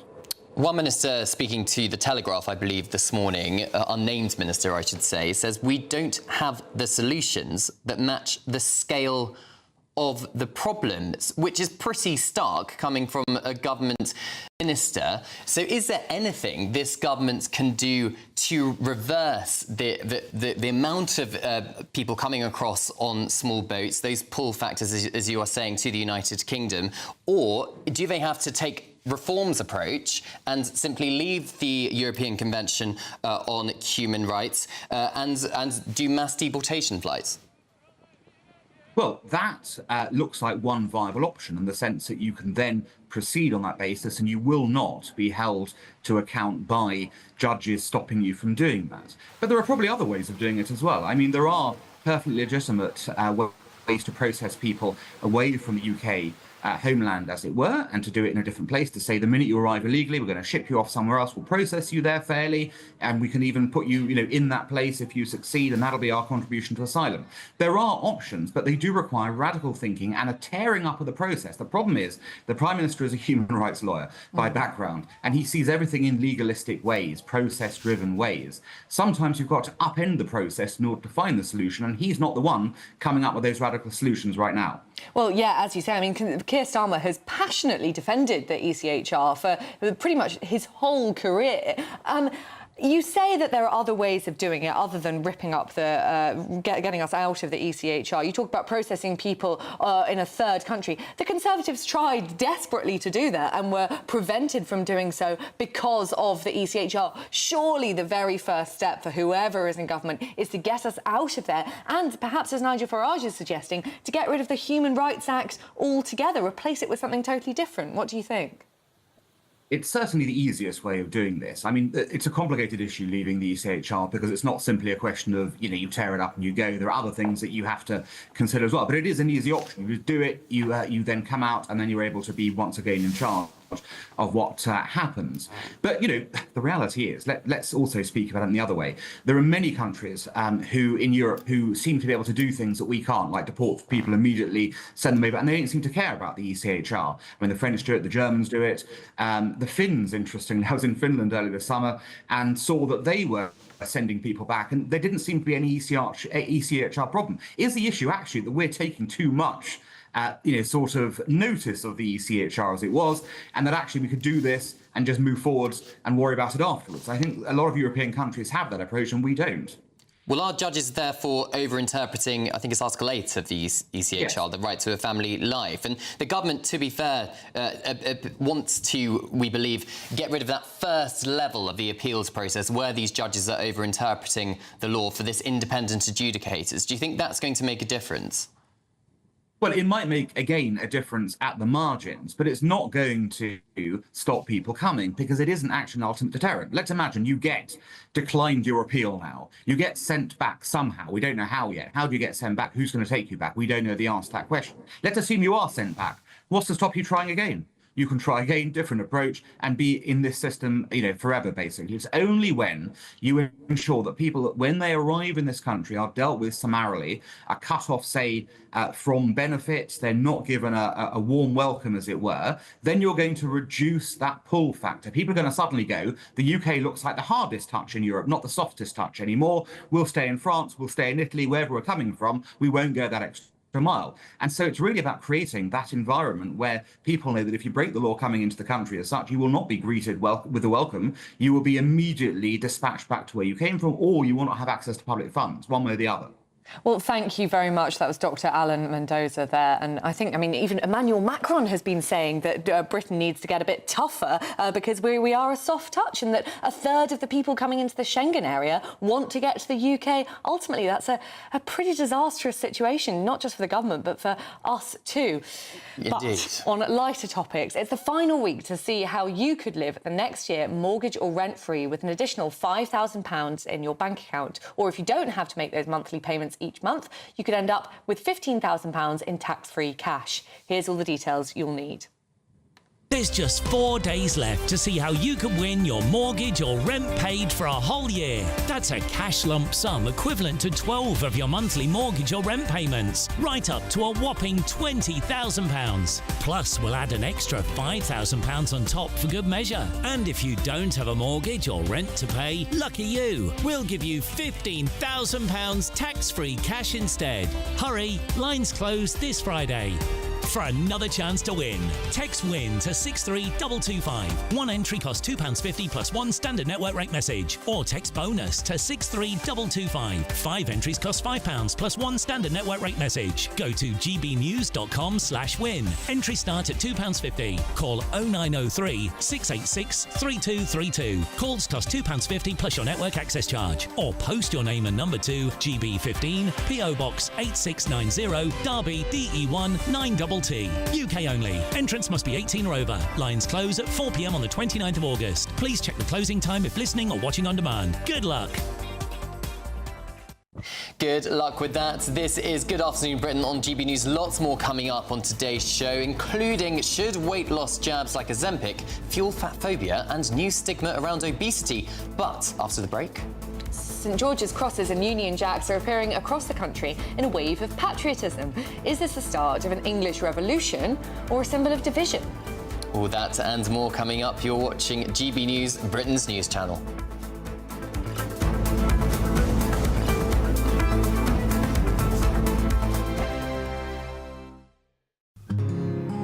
This is our country, and we think it's amazing. From high tea to the high street, we love it all. Even the rain, we like that too. There's nowhere else we'd rather be. That's why we're here to be the fearless champion of Britain, its voices and its values. Because we are GB News, the People's Channel, Britain's news channel. Mornings don't have to be tiresome, especially if you have the right company. Wake up to news as it happens, opinion and debate, and of course, a little bit of entertainment too. Because when the kettle's on, we're on. That's Breakfast on GB News, a show worth waking up for. Every morning from 6 a.m. Only on the People's Channel, Britain's news channel. We'll spread the news, you spread the word. Britain was once the envy of the world. But look around. A nation that no longer knows what it is or where it's going. A country that's broken. How do we fix Britain? How do we bring it back? Friday night with Matt Goodwin at 8 p.m, only on GB News. You want to know what's really going on in the corridors of power? Labour don't know what to do with you half the time, and that makes you quite lethal in the chamber. Get behind the headlines with Chopper's Political Podcast. Join me, Christopher Hope, as I sit down with the great and the good of British politics. We'll see where this ruling takes us. These are the stories shaping our nation. Chopper's Political Podcast, available now on all platforms. Listen in and stay ahead. At GB News, we love to hear from you, our loyal community. So drop us a line at gbnews.com/your say. There you can talk to each other and also to the presenters live on air. gbnews.com/your say, because GB News is your channel, Britain's news channel.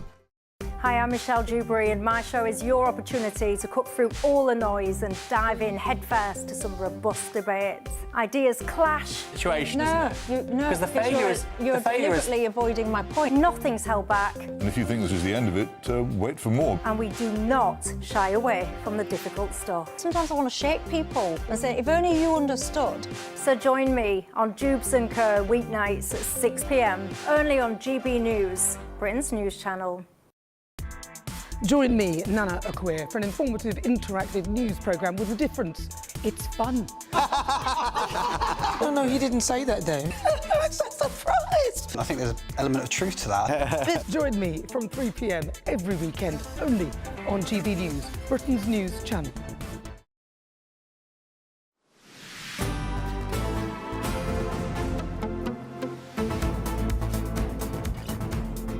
In recent weeks, we've seen St George's crosses and Union flags spring up across the country on lampposts, flying from motorway bridges and even appearing on painted roundabouts. Yes, Operation Raise the Colours has been met with mixed reactions, and some councils have been quick to remove the flags. Supporters, though, of the movement say it's a healthy expression of patriotism. Could this be a sign of an English revolution? Well, joining us now is cultural historian Philip Kisley. Now, Philip, there's a really interesting essay in The Telegraph today by Robert Toombs suggesting that why we're seeing all these flags now is because back in the day, when the UK had an empire, we didn't need to boast about our Englishness. That was something that foreigners did. We were comfortable enough in ourselves. Do you think actually this is a bit of a sign of Britain on the decline, or do you think it's just a joyful expression of patriotism? Well, first of all, both, good afternoon. It's really great to see you. No, I don't think it's a representation of Britain on decline. I think it is an expression of patriotism, but I think it's also... We're putting our collective foot down, OK, and we're saying no to all the nonsense. And you can kind of go back to the 1960s, you can go back to the post-war era, you can do all of that stuff, but there's this kind of increasing anti-British sentiment which has kind of infected our culture and has become stronger and stronger, particularly over the last 10 years with this obsession with activism. I think the Long March through the institutions has been very much part of this. I think social media has been very much part of this. Our inability to educate our children properly in terms of history, heritage, the past, all of those things. I think that's been part of this as well. So I think this is kind of saying no. We're fed up of that kind of stuff. We're fed up, and we're trying to put a stop to what is actually Britain is becoming a sectarian society. And I think the symbol of that is the Palestinian flag. So the local councils you were talking about there, and I'm thinking about Tower Hamlets in particular, they were saying that the flag of St George is dangerous and we shouldn't be flying it. This is the flag of our country. And yet after October the 7th, they were perfectly happy to fly the Palestinian flag. So I really don't take any of that seriously. But what I do think is it comes from a place of love. We are expressing love for our country, but we're also saying no and putting our foot down.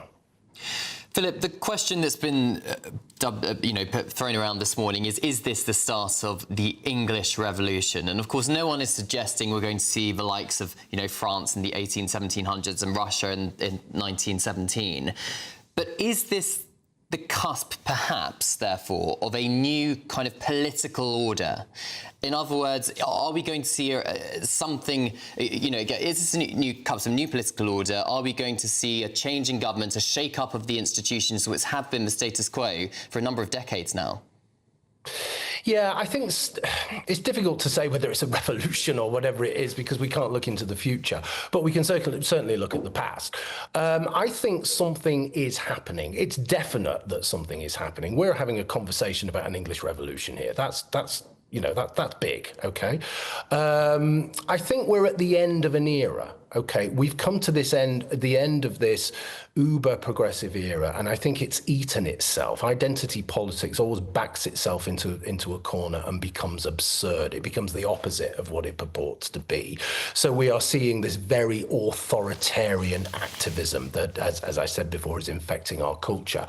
And we're turning our back on that. I think if you can characterize this as anything, it's almost it's a conservative revolution. We are looking towards those Burkean values of continuity, of that contract between generations, of handing something over that is identifiably English, that is worthwhile, that represents who and what we are. Because I think that is massively under threat at the moment. I think democracy itself is massively under threat. It wasn't so long ago, actually, they were debating cousin marriage in the English Parliament. So that's how far we've come. So I think it is something is happening. I would characterize it as a conservative revolution. Long may it last. Do you think it's, in other countries across Europe, we're seeing young people becoming increasingly right-wing? Do you think people are actually sort of changing their politics, becoming, not that being proud of your nation is right-wing, but sort of moving in that general direction? Or do you think it's more a case of, we always talk about the silent conservatives are the one who win elections. It's this silent majority who are finally speaking up?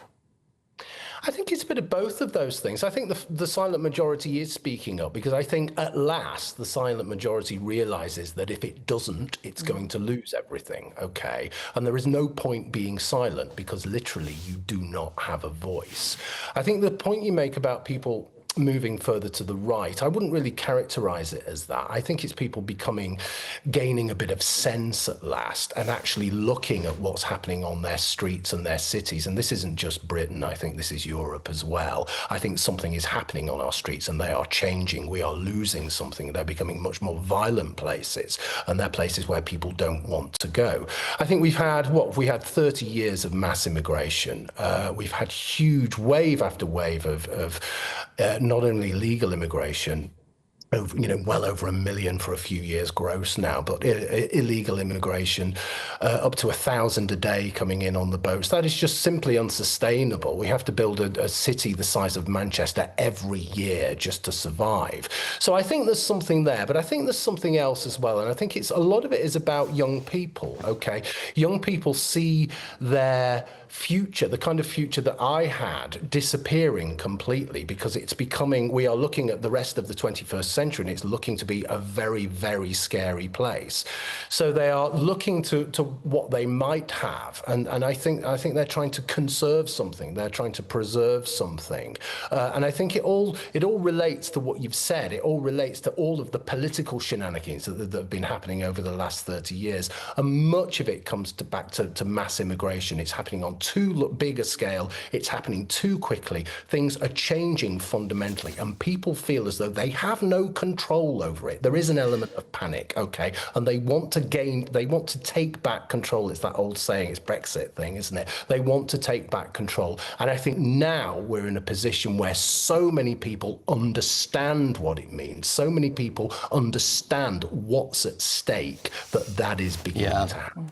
OK, cultural historian Philip Kisley, thank you very much for joining us. I think it's really interesting, actually, that these protests we've been seeing over the last few weeks is a cross range of society. Old people, young people, women, men. It seems to be everybody. Anyway, this is Good Afternoon Britain on GB News. Lots more coming up on today's show. Could weight loss jabs like Ozempic fuel fat phobia and new stigma around obesity? All of that and much more after your latest news headlines.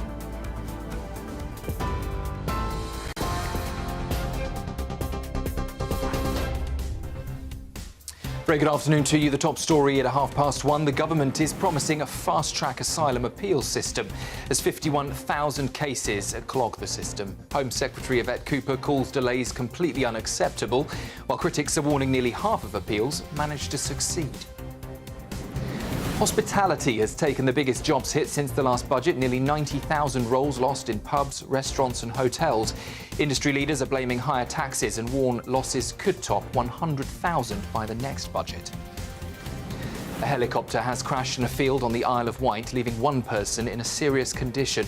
The patient was airlifted to Southampton's major trauma centre after the crash near Shanklin this morning. Police have closed the road while air accident investigators are now on the scene. More than 80% of shoplifting offences in England and Wales go unpunished as cases have hit record highs. The latest data shows over half were closed with no suspect identified at all. In London, just 6% lead to charges. At least 20 people, including 5 journalists, have been killed in an Israeli strike on Gaza's Nasser hospital. Officials say the strike hit twice, the second as rescuers rushed in. Israel confirms the strike but says it doesn't target journalists. And Europe's biggest street party is taking over West London. The Notting Hill Carnival is expected to draw 1 million people onto the streets today. This year, 7,000 police officers will be on duty. They're using stop and search powers and live facial recognition cameras after 140 arrests were made on Sunday. Those are the headlines. For now, more news at 2. Tune into GB News Radio wherever you are. Online, on DAB digital radio, on TuneIn, on Radio Player and on your smart speaker. Just say, play GB News.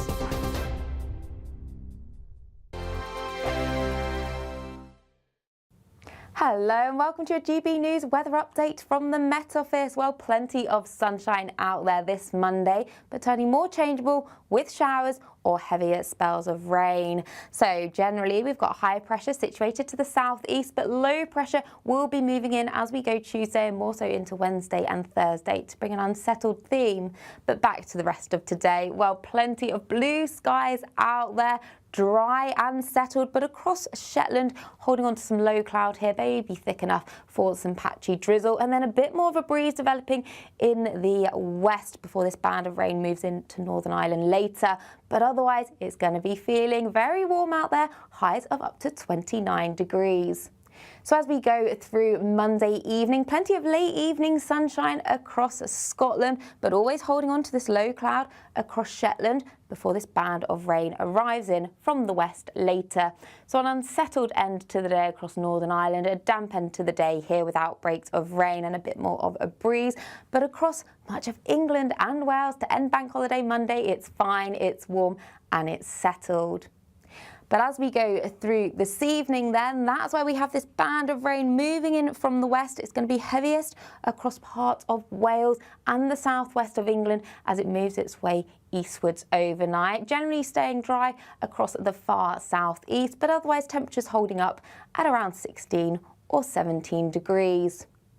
So to start Monday morning then, a bit more of an unsettled picture compared to today. Outbreaks of rain moving its way eastwards. It generally starts to fragment, so actually only a few spots of rain coming into the southeast. But behind that, it's a case of sunny spells and blustery showers, most frequent across Northern Ireland, and it's going to be fresher out towards the west, but holding on to temperatures up to 26 degrees in the southeast. Bye-bye.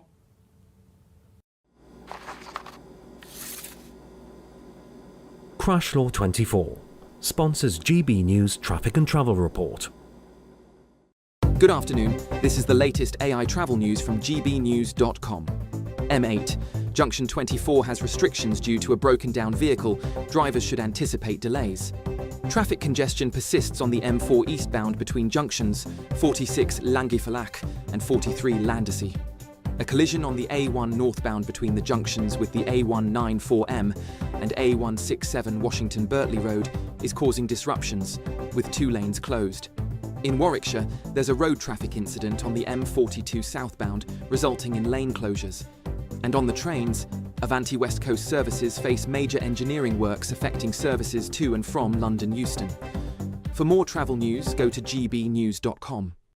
Crash Law 24 sponsors GB News Traffic and Travel Report.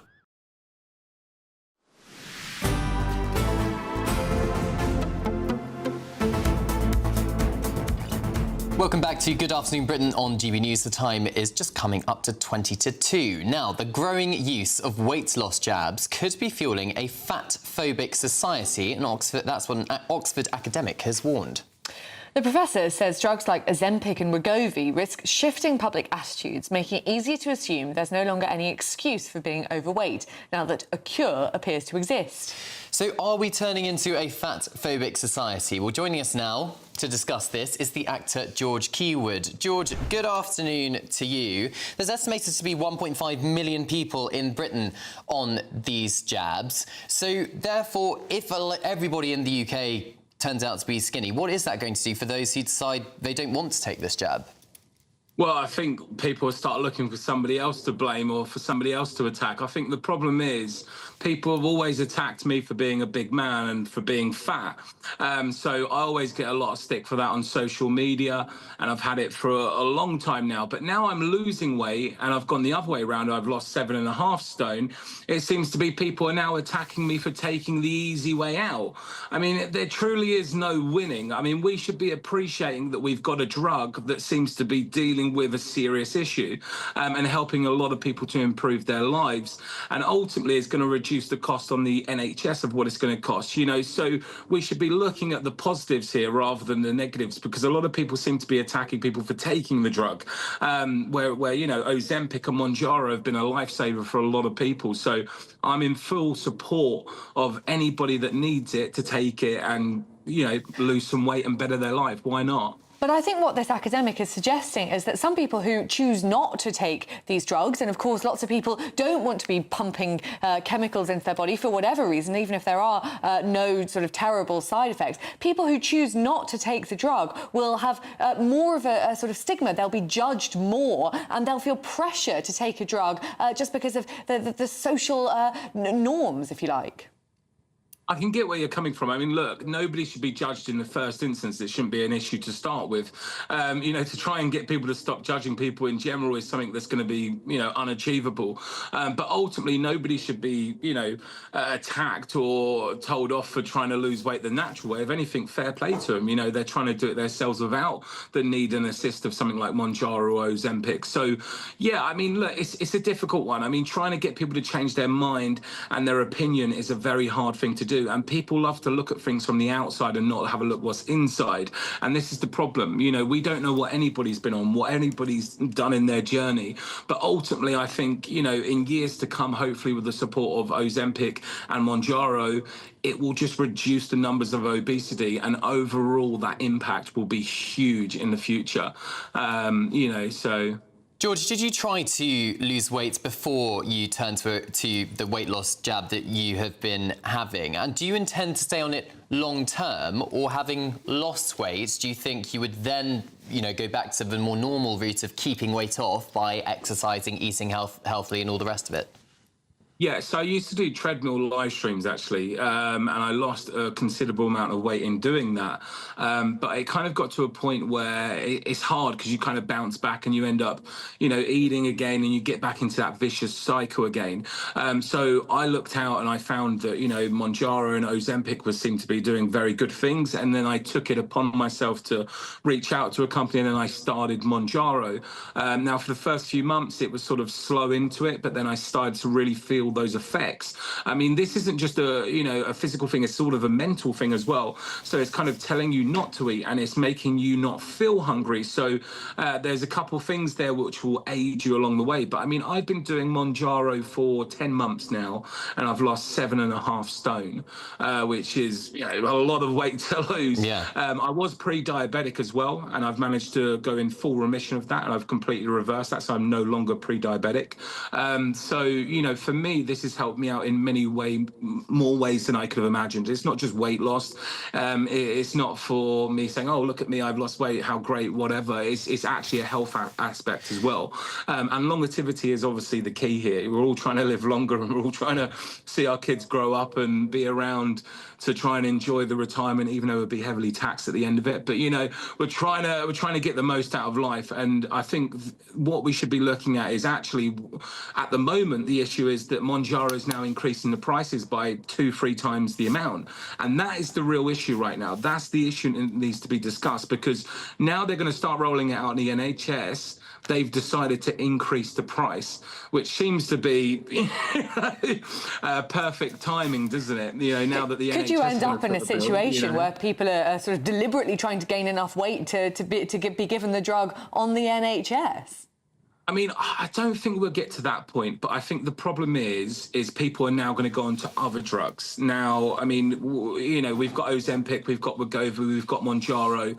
They're the ones we know about. But the problem is if these people then decide, oh, maybe I'll try the cheaper one and I'll try this, and that may be a worse side effect and it may cause some damage in another area. So it's just really, it's kind of disheartening for a lot of people, you know, that are saying, look, I can't afford £400 a month. I've been paying 120. How can I afford 400? My rent is £400. You know, it's just. It's disgusting. It's disgusting. And do you know those people in that situation, George? Do you know of other people who are overweight who can't afford these drugs? Yeah, many of them. People are begging to do it. You know, they've been begging their GP for ever since it's been around. You know, can I do this? How can I? And it was never an option. But now they're starting to roll it out with the NHS in specific cases, and they're going to gradually build that up. But because Monjaro has now increased the prices, if they wanted to do it privately, they're going to struggle, or they're going to go and get it on a payment plan and be in debt, and it's going to, you know, it's just. It's a real nightmare right now in terms of the pricing from Monjaro. I mean, it's not fair on their patients who have been there for the long haul. You know? Okay. George, we'll have to leave it there. Thank you very much for joining us. I suppose the issue for Wes Streeting, the Health Secretary, is it going to be cheaper to give all these obese people drugs because the other alternative is spending a load of money on diabetes, the drugs and all the rest of it? Well, absolutely. It's a tricky situation to be in for the Health Secretary. But this is Good Afternoon Britain on GB News. Lots more coming up on today's show. Yeah, just 1 in 4 Brits talk at the dinner table, apparently, while 2/3 stare at a screen, myself included sometimes. What does this mean for the family unit, though, today?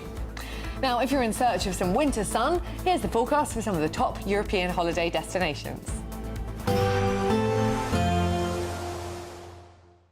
Dinner under the stars tonight? That reminds me of our travel insurance. You mean All Clear Skies? All Clear Travel Insurance sponsors GB News Travel Destinations Forecast. Hello. Well, there's plenty of sunshine across Europe and it's feeling hot too, but thunderstorms will be developing, especially midweek. So a bit breezy across parts of Madeira and the Canary Islands with showers here. Best of the sunshine really across much of Spain, but still showers will be bubbling up, especially across parts of Italy later and across Greece. But otherwise, temperatures still up at around 29 to 30 degrees. Now, showers will become more widespread into the week, but otherwise highs of 33. All Clear Travel Insurance sponsors GB News Travel Destinations Forecast. In the GB newsroom, we bring you the news as it happens. With our team of dedicated journalists across the UK. We're ready to keep you up to date with what's happening every half an hour, every single day. Bulletins here on GB News. The People's Channel. Britain's news channel. This is GB News, Britain's news channel. Well, you're joining us here this afternoon in the Fylde Memorial Arboretum and Community Woodland, and you can probably notice behind me that things perhaps aren't as big or as grand as they might be at the National Memorial Arboretum, but the sentiment here is just as special and just as big, as people here in this community today have gathered to mark 80 years of VJ Day. And we're in this part of the community woodland that is dedicated to all those people from Blackpool and the surrounding Fylde area that received the Burma Star, and each of those people commemorated here with their own individual plaque. And you can see on them perhaps laying today are yellow, white and green flowers, and that is because those are the colours of the Burma Star Association. So very, very specific and very, very poignant on this day. And at the centre of it all here in this particular part of the garden, you'll notice this lovely obelisk which holds on it the Kohima, which I'll read to you now. When you go home, tell them of us and say, for your tomorrow, we gave our today. And that, of course, is a reference to the incredible sacrifice made by all those who served. I actually got the opportunity to speak to a 102-year-old Army veteran who remembers VJ Day. I was in the Army and we were all doing our usual jobs, and then we found out that it was time to all have a rejoicing time. And I imagine you must have felt some real sense of relief. Oh yes, definitely. Everybody knew that they'd be going home soon, and that life, we hoped, would be better for everybody. GB News, the People's Channel. This is Britain's Newsroom, where your voice matters. It's just astonishing. With expert analysis and honest opinion, we don't just keep you informed. We bring you unique perspectives you won't see anywhere else. Can't argue with any of that. When the news happens, it happens here. On Britain's Newsroom, weekdays from 9:30 a.m. Only on GB News. Britain was once the envy of the world. But look around. A nation that no longer knows what it is or where it's going. A country that's broken. How do we fix Britain? How do we bring it back? Friday night with Matt Goodwin at 8 p.m. only on GB News.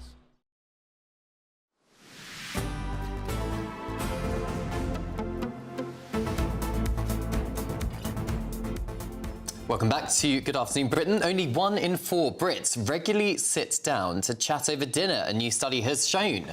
Instead, Britain is turning into a nation glued to screens, with many choosing to scroll on their phones or watch TV rather than engage in conversation with family at mealtimes. The study also found that the majority of people don't even eat at the table. Instead, people eat off the sofa in front of a television instead. Some even stand up at the kitchen and just eat food stood up, which I find baffling to me. But to be honest, Olivia, I must confess, a vast majority of the time, if I'm at home alone midweek, I will just watch it in front of the TV. Home alone midweek, I think absolutely fair enough. I think the problem, and actually I feel like such a sort of boomer saying this, but I do think that this explains quite a lot of the problems that we've been talking about in this show. People just standing up and eating, they're not really thinking about what they're eating, they're not thinking about having a meal, and I expect that's why they get hungry again later. There's lots to show that people who sit down over dinner don't become obese. I think also it's a really important time for parents to teach their children manners, to teach their children the art of conversation. Yeah. And if that's just slipping away, then I think you get into a society, maybe I'm extrapolating a bit too much here, but where people play their music out loud on the train and think that's socially acceptable. But it's also the table manners, isn't it? I think if you've got a young family, young children who, you know, perhaps haven't been to a restaurant before, it's far better perhaps to teach them in the privacy of your own home at the dinner table which hand to hold a knife in, which hand to hold a fork in, and all the rest of it.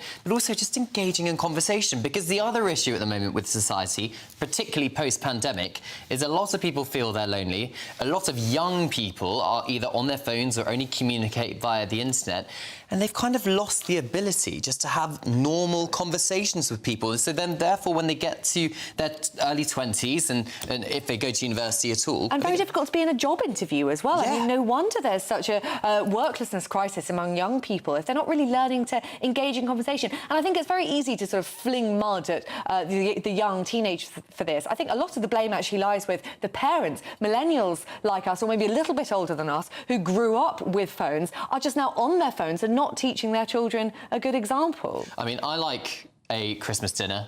I love it when people come around. I love hosting dinner parties as well. And I think that's the difference, isn't it? I think if you're hosting guests, or if you have got Christmas dinner, or you've got family coming round, I think most people probably do sit around, get rid of their phones, and just have a conversation. I hope people still are hosting dinner parties. I'm glad you're keeping up the tradition. Oh, of course I am. I love hosting a dinner party. And also you get gifts, because people always bring wine, don't they? Or chocolate. I think you should bring 2 bottles of wine, one for yourself, one for the house. Yeah, one to keep for later. I actually hosted a dinner party last week with a couple of friends in South London, and they did bring an extra bottle of bubbly, so I was very impressed. Right, and it's still in my fridge for a special occasion. Just so you know, any guest bars. Thank you both. We've got lots more still to come in the next hour, so do stay with us. This is Good Afternoon Britain on GB News. Don't go anywhere. Will Labour's new sentencing reforms fix prison overcrowding or put the public at risk? But of course, first, we've got to look at your weather. Remember, you can keep in contact with us, gbnews.com/yoursay. Do keep in touch. We'll get through some of your comments. Here's your weather.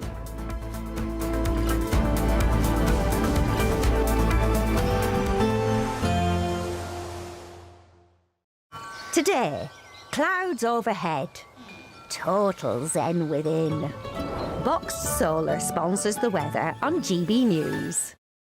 Good afternoon and welcome to your GB News weather update from the Met Office. Well, it's sunny and very warm out there today before turning more unsettled with rain or heavy showers for the rest of the week. Now, having a look at the bigger picture, we've got high pressure across the UK today, but this cold front will bring outbreaks of rain across Northern Ireland later. So through the rest of this evening, a fine end to Bank Holiday Monday across England and Wales, but a band of rain will give an unsettled picture across Northern Ireland and then later into Western Scotland, Wales and the southwest of England overnight, where the rain could turn quite heavy at times, but otherwise staying dry for the longest across the far southeast, and temperatures holding up at around 16 or 17 overnight. So to start Tuesday morning then, this band of rain will affect much of eastern Scotland and still hold on to some low cloud across Shetland. But towards the west, that's where we see some brighter spells developing, but also some showers. So generally some sunny spells coming through across Northern Ireland to start Tuesday morning, likewise for parts of Wales and the southwest. But we hold on to this cloud across much of central England with some patchy rain here. And that band of cloud and rain will continue to slowly edge its way eastwards, generally fizzling out as it does so, just to bring a few spots across the southeast. But otherwise, behind that, it's a case of sunny spells and some showers, most frequent across Scotland and Northern Ireland, staying driest for the longest, most likely across the southeast, where temperatures still holding up at around 26 degrees, but fresher across the far west. Now, as we go through Tuesday evening, then we hold on to the showers across Northern Ireland and Scotland. Some of these could be heavy, but largely dry across the southeast to start. But otherwise, it is still staying unsettled on Wednesday, Thursday and Friday, with heavy spells of rain and showers and temperatures generally closer to average. Today, clouds overhead. Total zen within. Boxed Solar sponsors the weather on GB News. It's the final week to see how you could win your mortgage or rent paid for a whole year.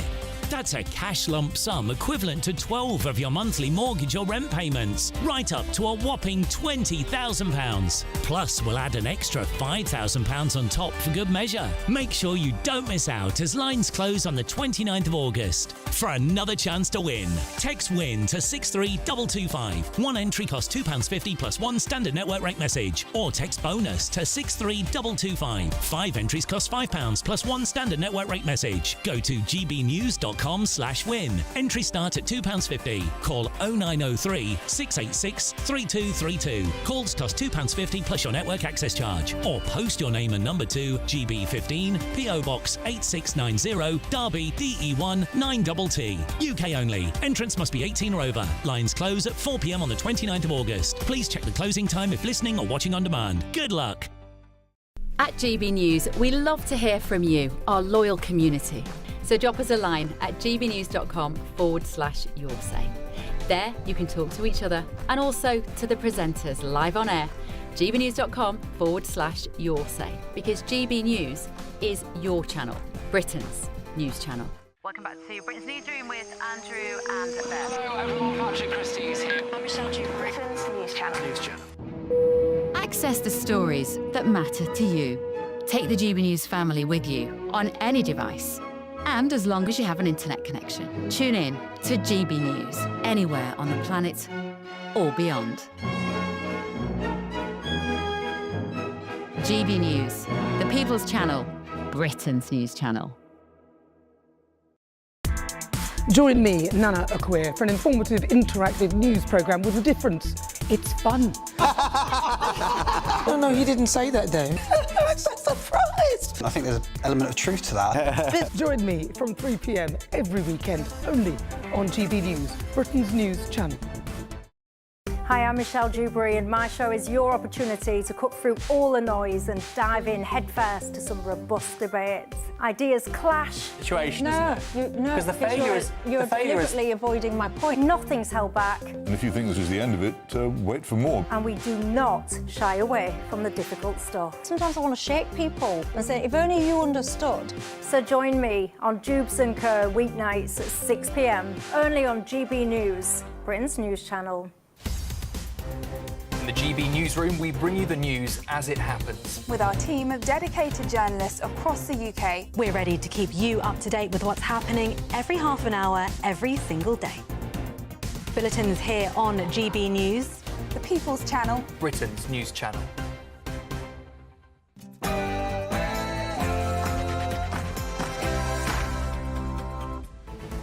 Good afternoon, Britain. It's 2 o'clock on Monday, the 25th of August. I'm Cameron Walker. And I'm Olivia Utley. A damning new poll finds 7 in 10 voters think Keir Starmer is mishandling the asylum hotel crisis. With calls for tougher action, can the government turn it around? Angela Rayner's £800,000 seaside flat sparked a storm. Allies say it will be used as a work base. Critics call it hypocrisy as Labour cracks down on second homes. The government will scrap most prison terms under 12 months, with offenders set to dodge jail and serve community sentences instead. Ministers say it's about fixing a broken system, but could it end up putting the public at risk? And Gen Z, or Gen Z, embraced remote working, but now say it's left them lonely. In office, is office working making a comeback? David Mitchell says mansplaining is just men talking, or as he calls it, conversation. Is he right, or is he just mansplaining?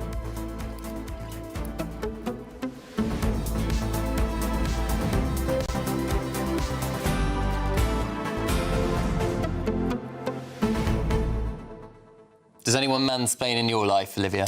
Oh, well, I wouldn't out them here on live TV, or I think I'd get in a bit of trouble. But yes, I'd say so a little bit. Really? I hope I haven't over the last few hours. No, not at all, Cameron. It's been a pleasure working with you. Oh, likewise, likewise. I mean, it is difficult, though, isn't it? Because what David Mitchell, the comedian, is saying is that what a woman would see as mansplaining, according to David Mitchell, is just what he sees as two men. If two men were having the same conversation, it wouldn't be seen as mansplaining. It would be seen as what he would describe as perhaps an intellectual debate, which is perhaps, I don't know. I mean, maybe there is a bit of an element to that. I've been on holiday with my husband and his best friend and his wife, and I've noticed that the conversations between us two women are sort of different to the way the men talk. It is a bit more kind of explaining things to each other, explaining concepts to each other. Obviously, that's a huge generalisation, but I think he does have a point, and I do feel a bit sorry for men when women shout them down when they're just trying to talk about something, accusing them of mansplaining. I think the word's a bit overused now. And especially in this day and age, I think men feel like they're constantly treading on eggshells, that they're going to be saying the wrong thing as well, and then it just creates that whole level of anxiety that they're going to say something they shouldn't. And we genuinely have a worrying situation where young men and young women are becoming more and more polarised in their political views on the whole in this country. Young men are becoming more right-wing as young women become left-wing, and they're not really interacting properly with each other. And I think that is a genuine issue that needs to be solved, particularly as we have a birth crisis. I'm not going to do much about that with men and women not talking to each other. Well, no, and a lot of young men do feel like they've been left behind a little bit by society. There's lots of schemes and there's lots of championing of lots of different groups within the country, but not just, you know, straight men, really. And I think perhaps that could be a problem when we see how that has changed society a little bit and their views. Anyway, send us your views, gbnews.com/your say. Now it is the news headlines with Sam Francis.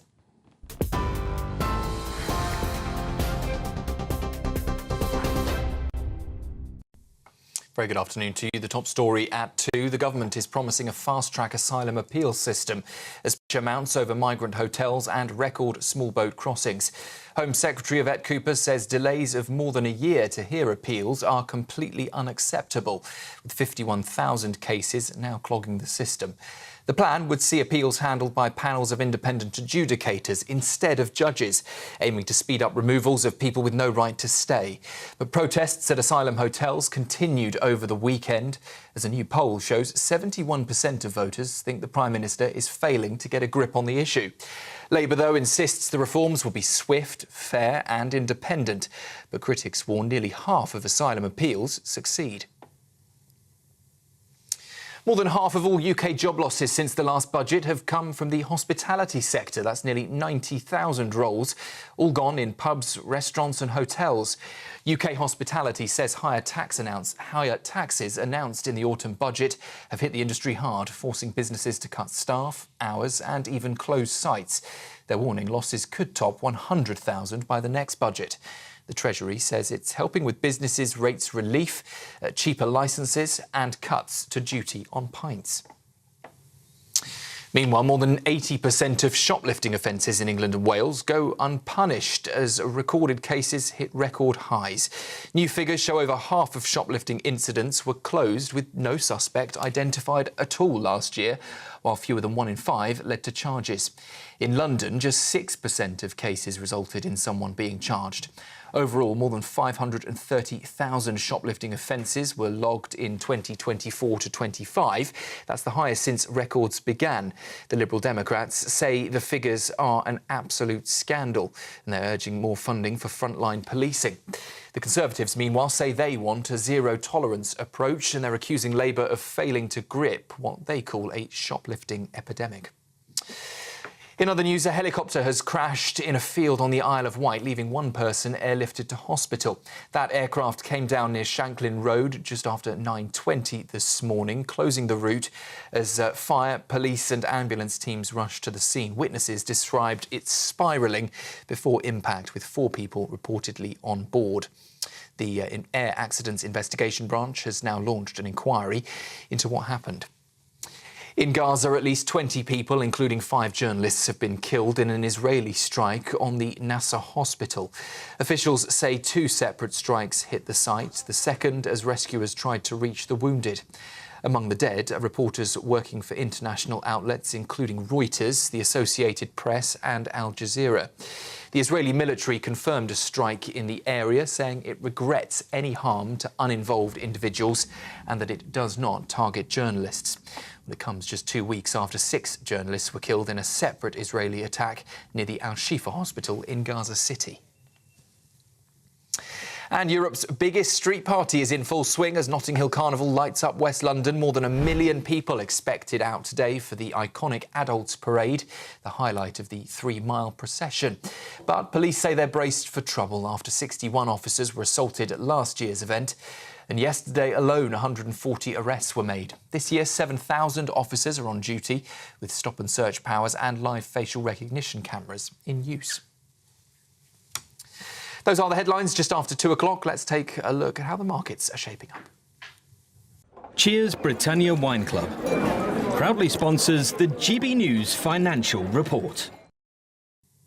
Well, the pound will buy you $1.3524 and 1.1552 euros. Got there in the end. The price of gold is £2,494, 43 pence per ounce, and the FTSE 100, let's say this nice and clearly, 9,321 points. Cheers Britannia Wine Club proudly sponsors the GB News Financial Report.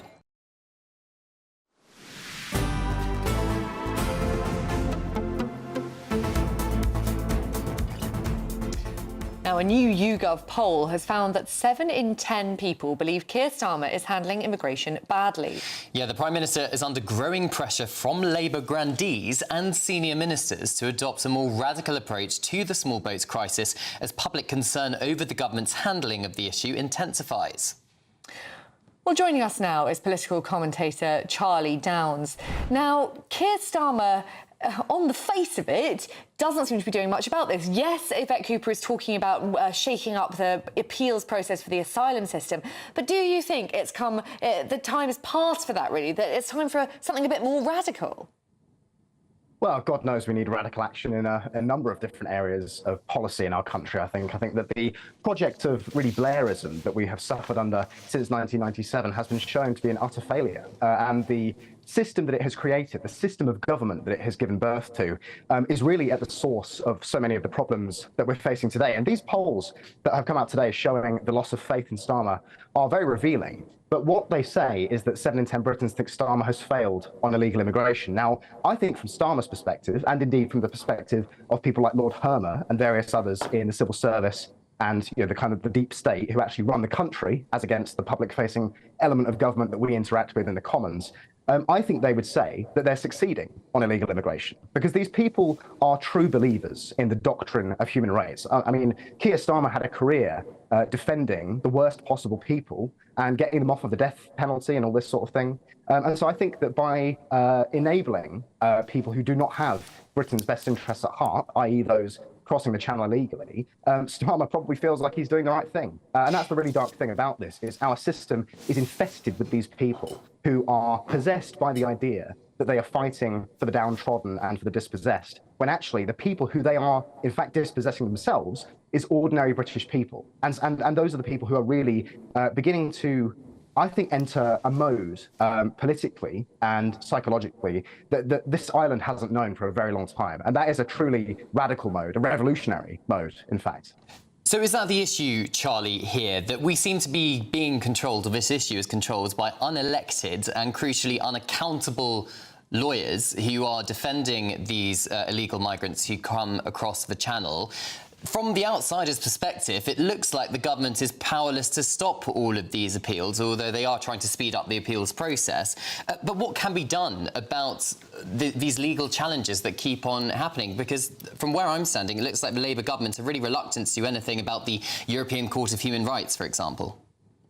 Well, again, Cameron, it's because these people who occupy the positions of authority, elected and unelected, believe in the project. They believe in the ECHR. They believe in the Human Rights Act. They believe in the web of legislation that was created in the wake of the Human Rights Act, which is causing so many of the problems that we have today. Like, for example, the requirement to put up the so-called asylum seekers in hotels and that kind of thing.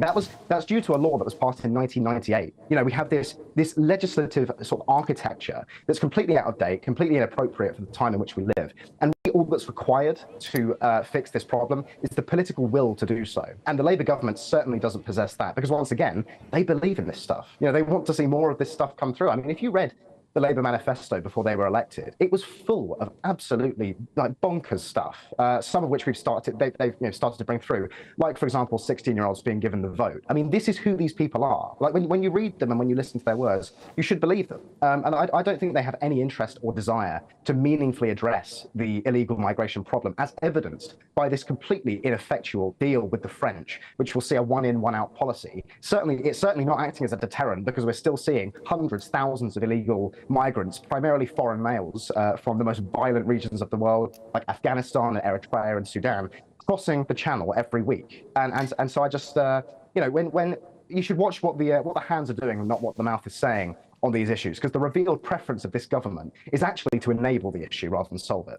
And I think it's true to say that actually the one in, one out policy, because there's only something like a 1 in 17 chance of actually going back to France, it's being used by people smugglers as advertising. But do you think there is anything now politically that Keir Starmer can do? David Blunkett suggests today in the Times of, senior Labour grandee that this is a sort of crunch moment for Keir Starmer, and that if he doesn't act very quickly, then his authority on this issue is going to slip away altogether. Do you think it's a crunch moment, or are we actually beyond that? Is there anything that Keir Starmer can actually do to save this, or is it going to be a problem for the next Prime Minister? 2 points on that. I mean, in that same article, David Blunkett advocates for digital ID being the problem, the solution to this problem, as it is, for any problem. When you talk to a Blairite, digital ID is their catch-all solution to everything. So it's not surprising that he was advocating for that. I don't think that is the solution, because I don't think that's in keeping with the English tradition of individual liberty. I think that digital ID is a very dangerous precedent to set. It may solve the illegal migration problem, but to be honest, I don't think that the trade-offs are worth it. Now, with regards to Starmer being able to do anything about this, I mean, we're still several years out from a general election, in theory. And I do think there are things that he could do to solve this. Like, for example, at Restore Britain, we have been advocating for the closing of all of the asylum hotels, the arresting of everybody in them, because we know that they are criminals because they've crossed the channel illegally, and detaining them in tented encampments on MOD land until such a time as they can be removed either to a third country or to their home country. And if Starmer was prepared to deploy that kind of policy, then we would see an end to this problem. But he's not going to do that, because he basically just doesn't have the stones for it. Charlie, Reform UK says it's going to be seeking deals with countries like Afghanistan and Eritrea to send people back if they win power. I suppose the issue is, and what we've seen time and time again with the former Conservative government and indeed the current Labour government, is that it's very easy to be in opposition and promise all these things, but actually delivering on it is a whole separate issue. That's quite true. I mean, once again, it comes down to political will, and it's very encouraging to see Reform adopting our talking points on mass deportations and various other issues, including net negative legal immigration.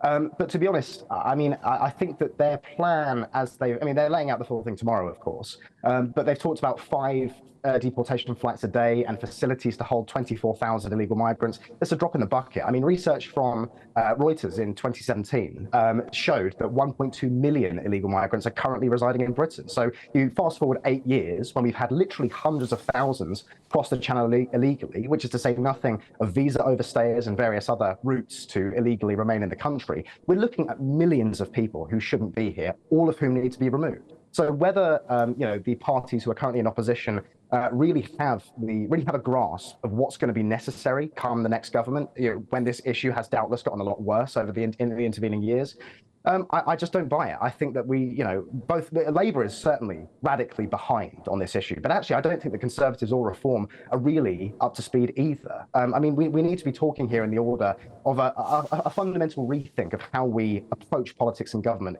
in the era of mass immigration, because technological and communication technologies have advanced at such a rate over the last 30 or so years that politics has been unable to keep pace with it. And it's for that reason that you can see millions of people moving across the globe. And there are those who think that that's a good thing, a beautiful thing, who don't believe in the nation state, who don't believe in borders. But actually, for those of us who want to live in safe, secure, prosperous countries, you need to have a certain degree of, you need to have a huge degree of security of borders, a huge degree of homogeneity in your population, and a government that has the interests of ordinary people at heart. Thank you very much, Charlie Downs. We'll have to leave it there. It is quite worrying, isn't it? The politicians who can see the scale of the problem are proposing very, very, very expensive solutions, and everyone else doesn't seem to see the scale of it at all. No. But anyway, joining us now to discuss this further is Reform candidate and mum of 3, Sarah Wight, who has attended lots of the Epping protests. Now, Sarah, who has the answer to this problem? Nigel Farage is coming up with all sorts of new ideas tomorrow. The Conservatives say that actually some of these ideas aren't new at all. They're just rehashing what the Conservatives said. They're also very, very expensive. What do you think? I think that the problem is our government is actively at war with the people of this country.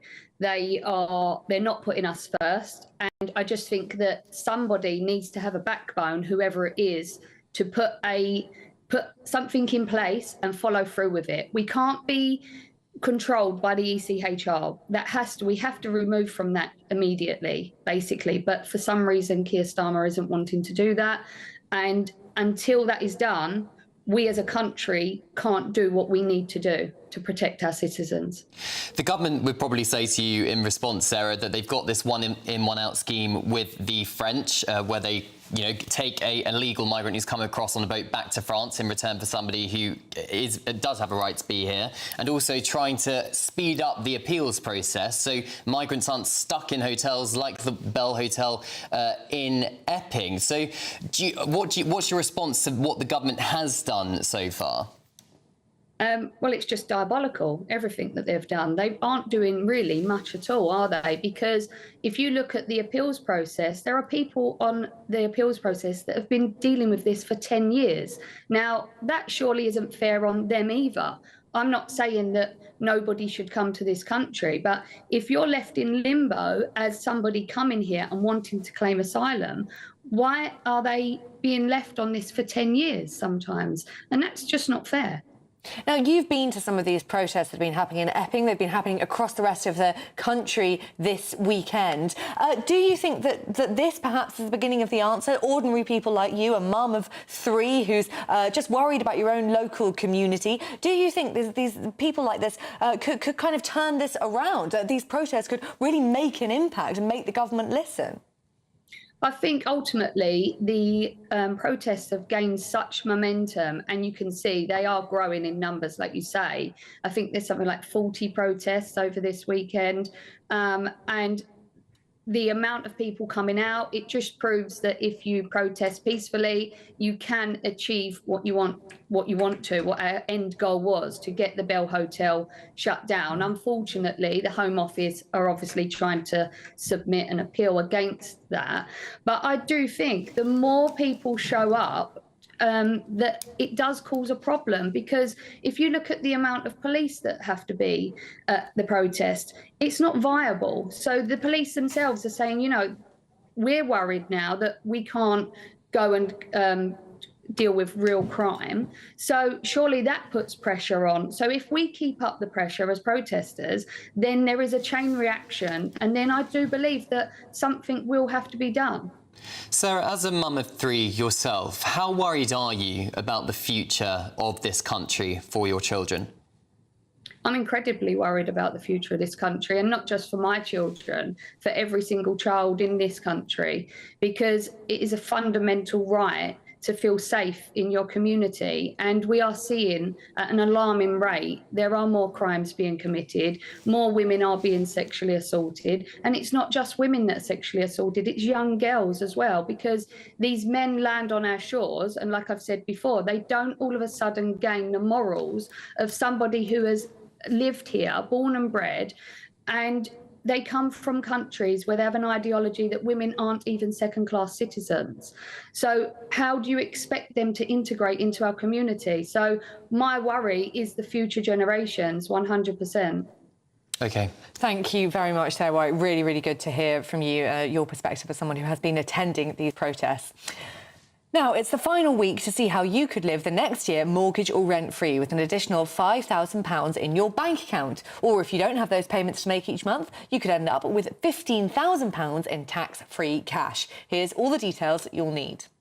There's just 4 days left to see how you can win your mortgage or rent paid for a whole year. That's a cash lump sum equivalent to 12 of your monthly mortgage or rent payments, right up to a whopping £20,000. Plus, we'll add an extra £5,000 on top for good measure. And if you don't have a mortgage or rent to pay, lucky you, we'll give you £15,000 tax-free cash instead.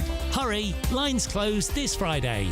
For another chance to win, text WIN to 63225. One entry costs £2.50 plus one standard network rate message. Or text BONUS to 63225. 5 entries cost £5 plus one standard network rate message. Go to gbnews.com/win. Entry start at £2.50. Call 0903 686 3232. Calls cost £2.50 plus your network access charge. Or post your name and number to GB15 PO Box 8690 Derby DE1 9TT. UK only. Entrance must be 18 or over. Lines close at 4 p.m. on the 29th of August. Please check the closing time if listening or watching on demand. Good luck.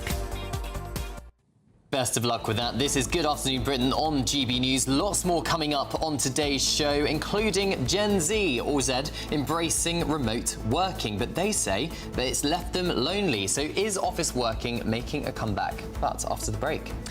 The government plans to scrap most jail terms under 12 months, replacing them with community sentences. Will this fix the system, or will it put the public at risk? Well, all of that and much more coming up. You're with GB News, Britain's news channel.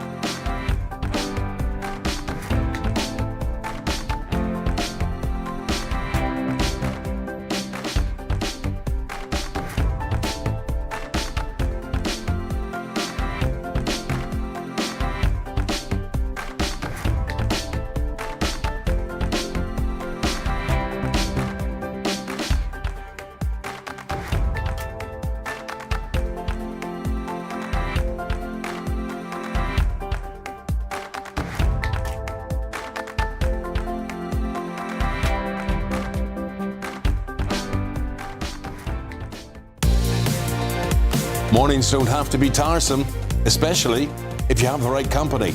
Wake up to news as it happens, opinion and debate, and of course, a little bit of entertainment too. Because when the kettle's on, we're on. That's Breakfast on GB News, a show worth waking up for. Every morning from 6 a.m. Only on the People's Channel, Britain's news channel. We'll spread the news, you spread the word. From the school run to the home run, watch a new show for all of Britain. He can say whatever he wants. A straight-talking show where all voices are heard. And, you know, when are we going to stop talking about smashing the gangs and actually do it? With the stories that matter from every part of our country. There's a bit of a crash landing there for your Chancellor. Bold, fearless and standing up for you. That's me, Martin Daubney, 3 p.m. till 6 p.m, weekdays, here only on GB News. The People's Channel, Britain's news channel. Westminster's full of talk, but out here, it's the real world. Am I allowed to talk then? No, that's it. This is where it matters, real people and real lives. That's what politics is all about. In fact, has Trump made a good start? No. Straight answers, no spin, and just a couple of pints. How many fingers have I got up? About 10. So join me for Lionesses' Real World every Friday at 7 p.m, only on GB News. The People's Channel, Britain's news channel.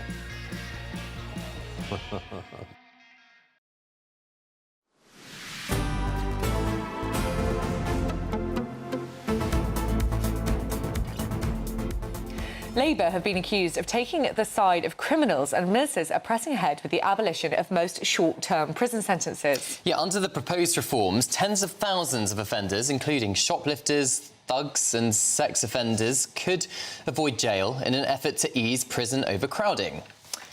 With new Home Office data revealing nearly 800 shoplifting offences go unsolved every day, questions are mounting. Will these sentences changes help fix overcrowding or actually put the public at risk? Well, joining us now to discuss this is the former Scotland Yard Detective Chief Inspector Mike Neville. Mike, good afternoon to you. I mean, it's pretty concerning, I think, perhaps, when the public sees this story at face value and sees that prisoners, well, criminals, are not going to be punished by being locked up and their key thrown away. They're still going to be out and about in society.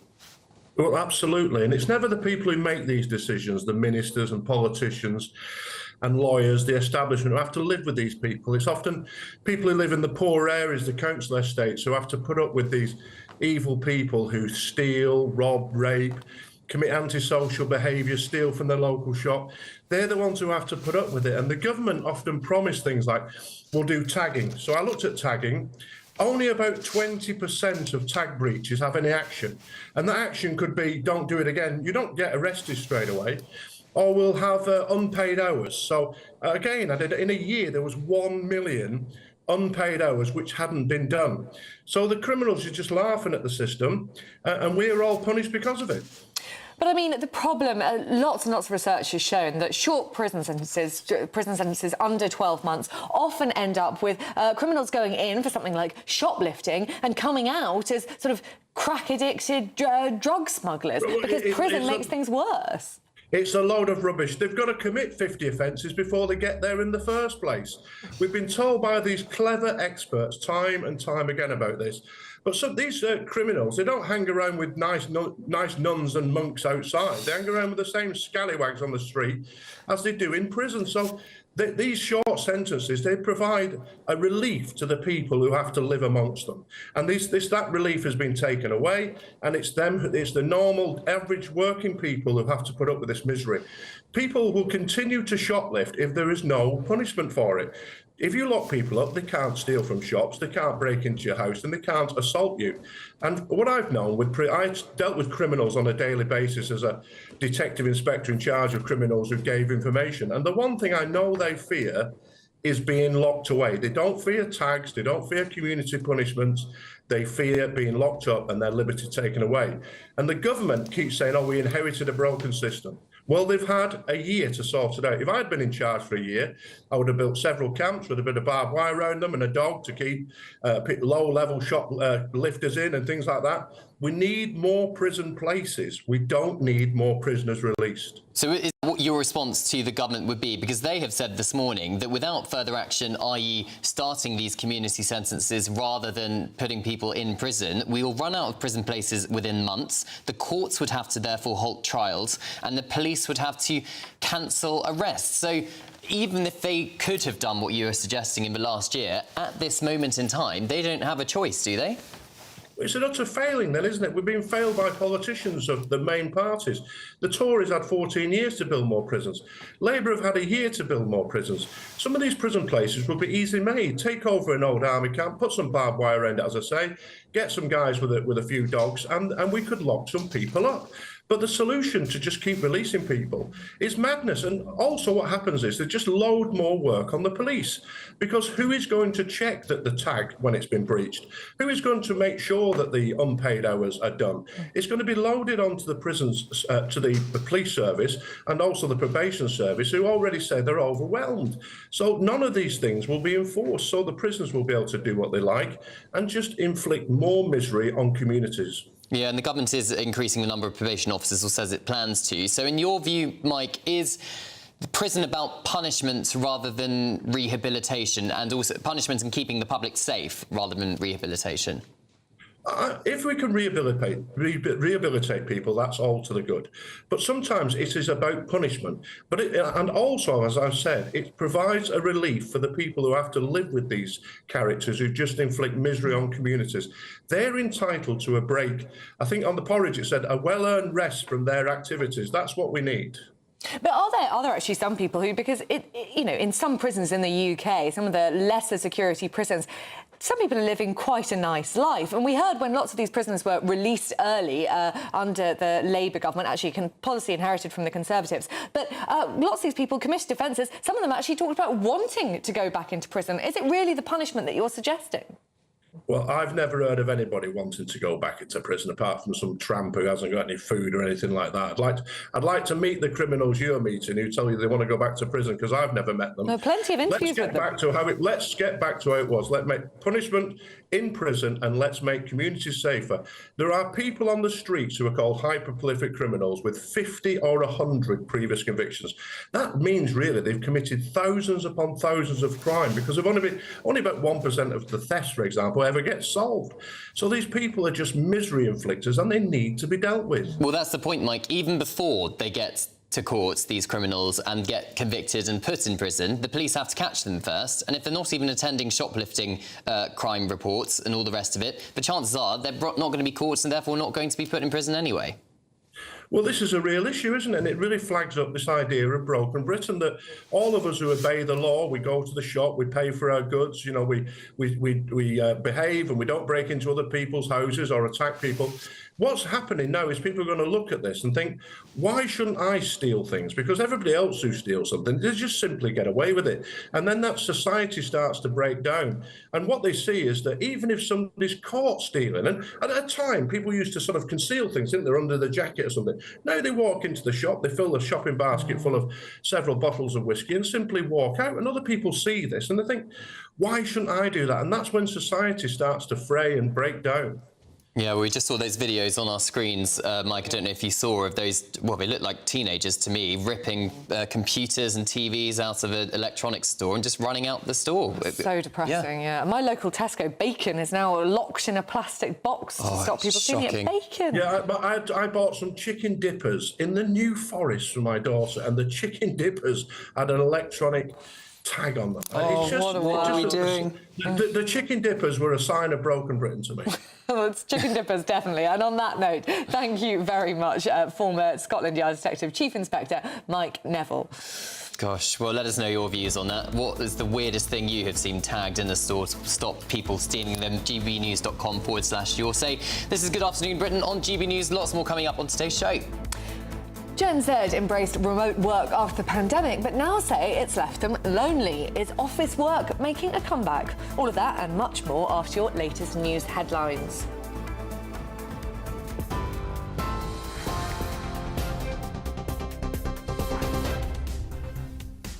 Hello, very good afternoon to you. 2:30, the top stories. The government is promising a fast-track asylum appeals system as more than 50,000 cases are clogging the system. Home Secretary Yvette Cooper calls delays completely unacceptable, while critics warn nearly half of appeals managed to succeed.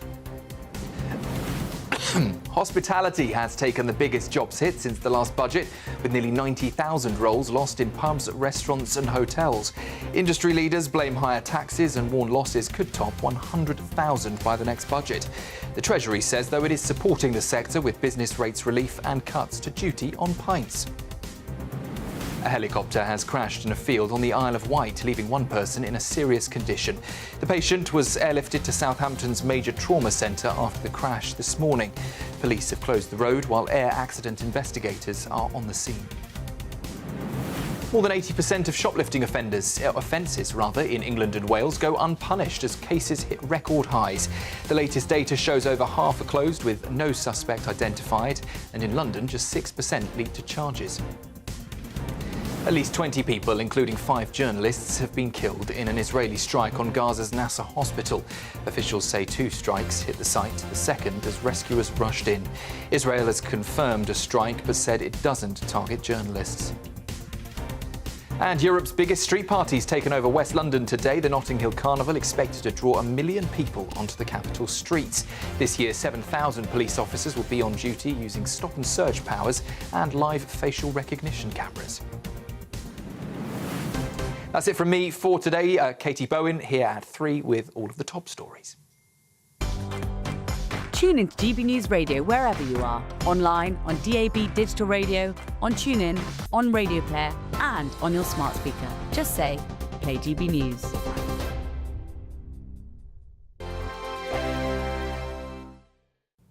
Hello and welcome to your GB News weather update from the Met Office. Well, plenty of sunshine out there this Monday, but turning more changeable with showers or heavier spells of rain. So generally we've got high pressure situated to the southeast, but low pressure will be moving in as we go Tuesday and more so into Wednesday and Thursday to bring an unsettled theme. But back to the rest of today. Well, plenty of blue skies out there. Dry and settled, but across Shetland, holding on to some low cloud here, maybe thick enough for some patchy drizzle, and then a bit more of a breeze developing in the west before this band of rain moves into Northern Ireland later. But otherwise, it's going to be feeling very warm out there, highs of up to 29 degrees. So as we go through Monday evening, plenty of late evening sunshine across Scotland, but always holding on to this low cloud across Shetland before this band of rain arrives in from the west later. So an unsettled end to the day across Northern Ireland, a damp end to the day here with outbreaks of rain and a bit more of a breeze. But across much of England and Wales to end Bank Holiday Monday, it's fine, it's warm and it's settled. But as we go through this evening then, that's why we have this band of rain moving in from the west. It's going to be heaviest across parts of Wales and the southwest of England as it moves its way eastwards overnight, generally staying dry across the far southeast, but otherwise temperatures holding up at around 16 or 17 degrees. So to start Monday morning then, a bit more of an unsettled picture compared to today. Outbreaks of rain moving its way eastwards. It generally starts to fragment, so actually only a few spots of rain coming into the southeast. But behind that, it's a case of sunny spells and blustery showers, most frequent across Northern Ireland, and it's going to be fresher out towards the west, but holding on to temperatures up to 26 degrees in the southeast. Bye-bye.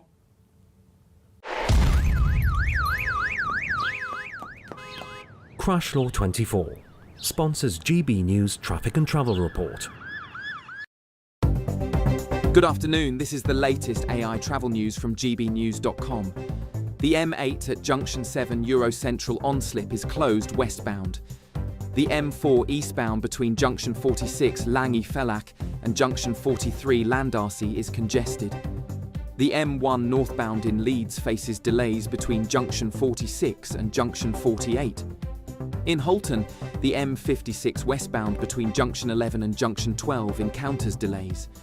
A collision on the M1 southbound in Hertfordshire between Junction 9 and Junction 8 has closed one lane. And on the trains, Avanti West Coast services from London Euston face reductions. For more travel news, go to gbnews.com. Crash Law 24 sponsors GB News Traffic and Travel Report.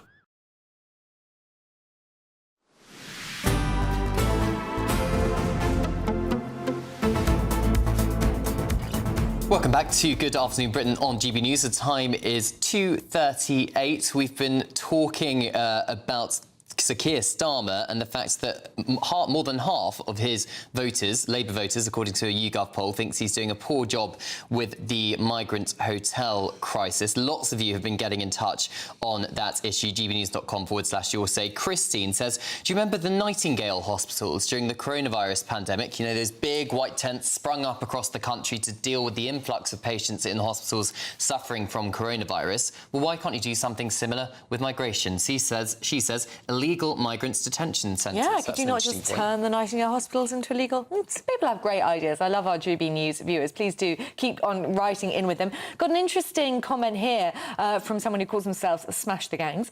I stayed in the Britannia Hotel in Canary Wharf. That's one of the hotels where these protests are happening.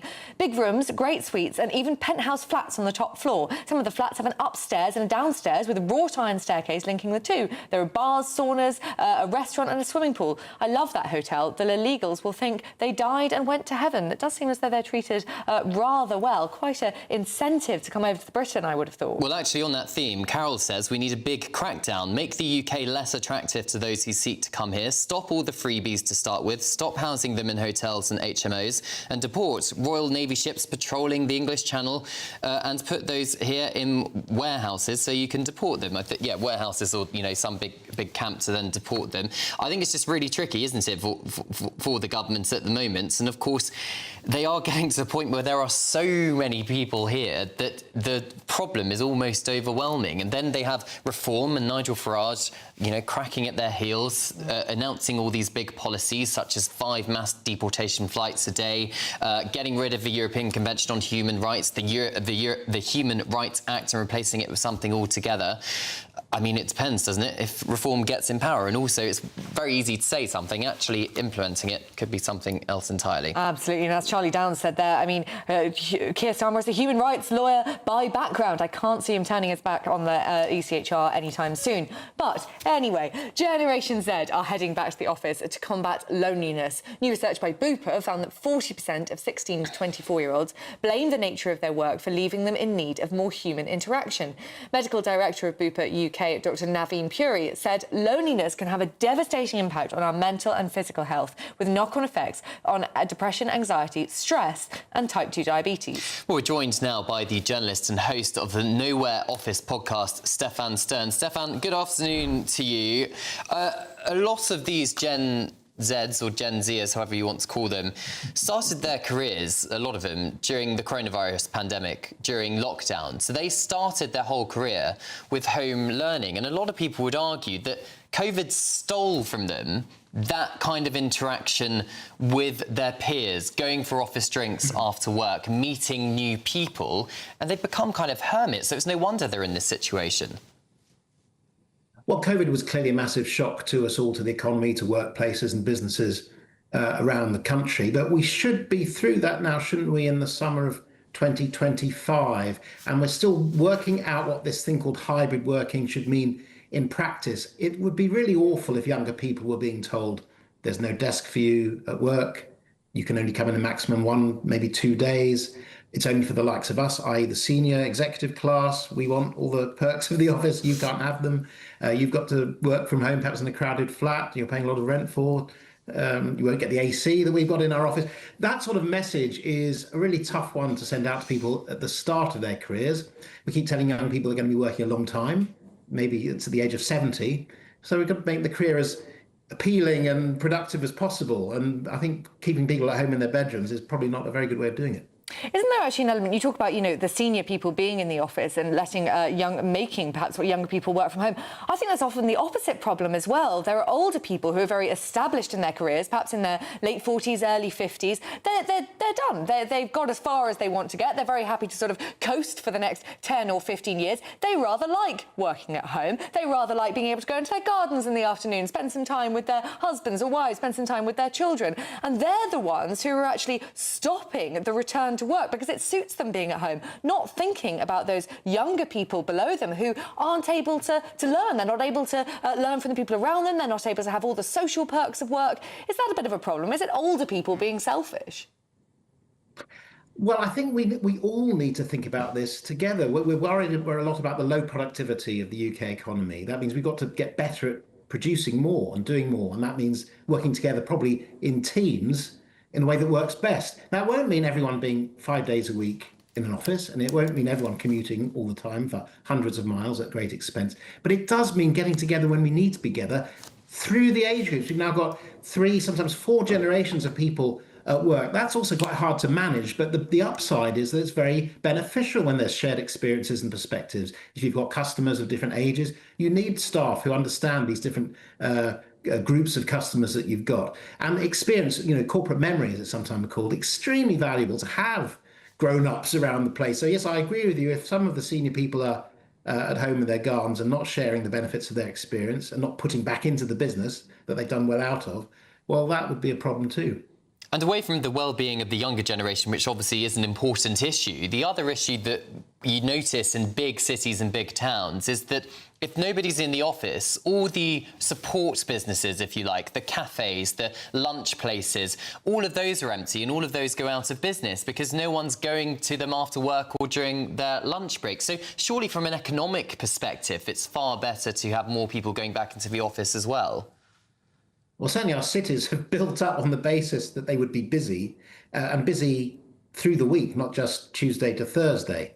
I won't give you that name for the people who only do Tuesday, Wednesday, Thursday at this time of the day, but it's a rude word. But yes, we need cities to be busy and active at different times of the day as well, because as you know, also the evening economy is often struggling in cities too, and maybe because people have not been in the office during the day, and so they're not there to fall into a bar or a restaurant at the end of the day. Now, these are complicated problems, but by the summer of 2025, you would have hoped that businesses and organisations would have started to work out what would really work best for them and the communities that they're based in. We don't want these sort of ghost town, ghost offices with all the knock-on impacts, Cameron, that you mentioned. We want businesses to be contributing to the communities they're in, as well as the customers that they're serving.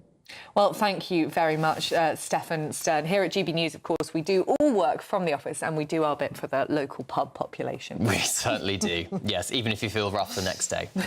Anyway, this is Good Afternoon Britain on GB News. Coming up, David Mitchell, the comedian, says mansplaining is just men talking, or, as he calls it, conversation. Is he right, or is it just mansplaining? Don't know. Now, if you're in search of some winter sun, here is a forecast for some of the top European holiday destinations.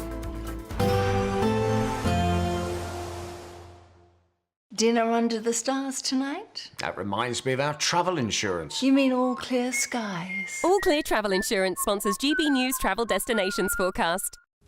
Hello. Well, there's plenty of sunshine across Europe and it's feeling hot too, but thunderstorms will be developing, especially midweek. So a bit breezy across parts of Madeira and the Canary Islands with showers here. Best of the sunshine really across much of Spain, but still showers will be bubbling up, especially across parts of Italy later and across Greece. But otherwise, temperatures still up at around 29 to 30 degrees. Now, showers will become more widespread into the week, but otherwise highs of 33. All Clear Travel Insurance sponsors GB News travel destinations forecast.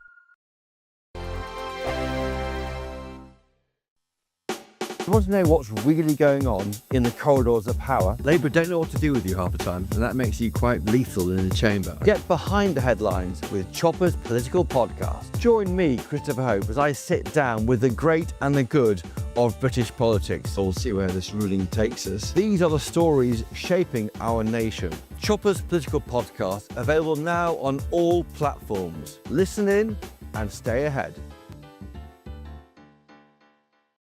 Westminster's full of talk, but out here, it's the real world.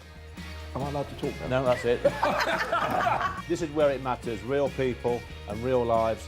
That's what politics is all about. The fact is Trump made a good start, no. Straight answers, no spin, and just a couple of pints. How many fingers have I got up? About 10. So join me for Lionesses' Real World every Friday at 7 p.m. only on GB News.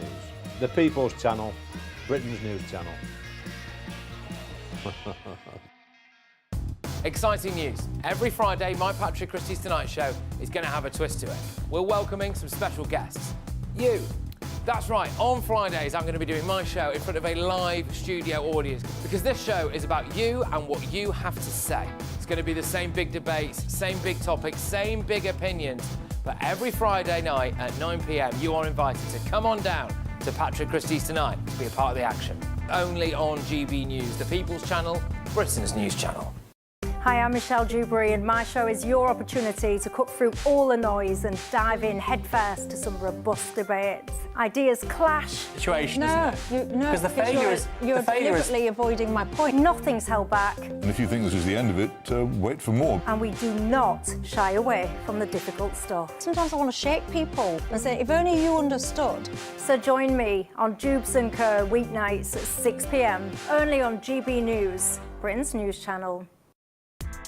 Join me, Nana Akwe, for an informative, interactive news programme with a difference. It's fun. No, he didn't say that, Dave. I'm so surprised. I think there's an element of truth to that. Join me from 3 p.m. every weekend, only on GB News, Britain's news channel. In the GB Newsroom, we bring you the news as it happens. With our team of dedicated journalists across the UK, we're ready to keep you up to date with what's happening every half an hour, every single day. Bulletins here on GB News, the People's Channel, Britain's news channel. This is Britain's Newsroom, where your voice matters. It's just astonishing. With expert analysis and honest opinion, we don't just keep you informed. We bring you unique perspectives you won't see anywhere else. Can't argue with any of that. When the news happens, it happens here. On Britain's Newsroom, weekdays from 9:30 a.m. Only on GB News.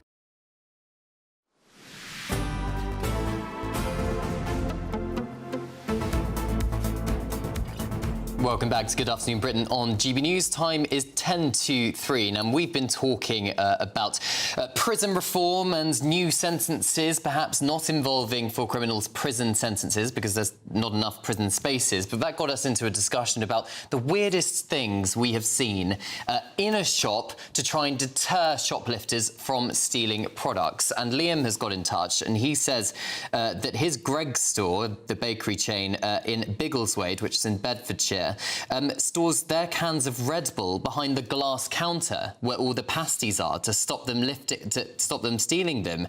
He said he'll try and get a photo. Please do, Liam. We'd love to see that. But I mean, it is strange. I've seen boxes of butter in the boxes that are locked up that sets the alarm off if you go past. You have to go and ask to have your ham or your bacon unlocked at the front desk. And Tesco, what a bizarre society we live in. Thing is, sometimes even if it does, they do set off the alarm, they don't actually do anything about it. Because you have these security guards sitting in these major supermarkets, and I don't think they're allowed to tackle them, No, are I don't think they are. And even if they were, I think they'd probably be afraid to, because they're also worried that someone's got a knife with them. Yeah, when I was 16, between the ages of 16 and 18, I worked in a supermarket, and on my induction day, they said if you see somebody shoplifting, don't approach them, just let them walk out. Really? Yeah, because we're not insured if something happens to you.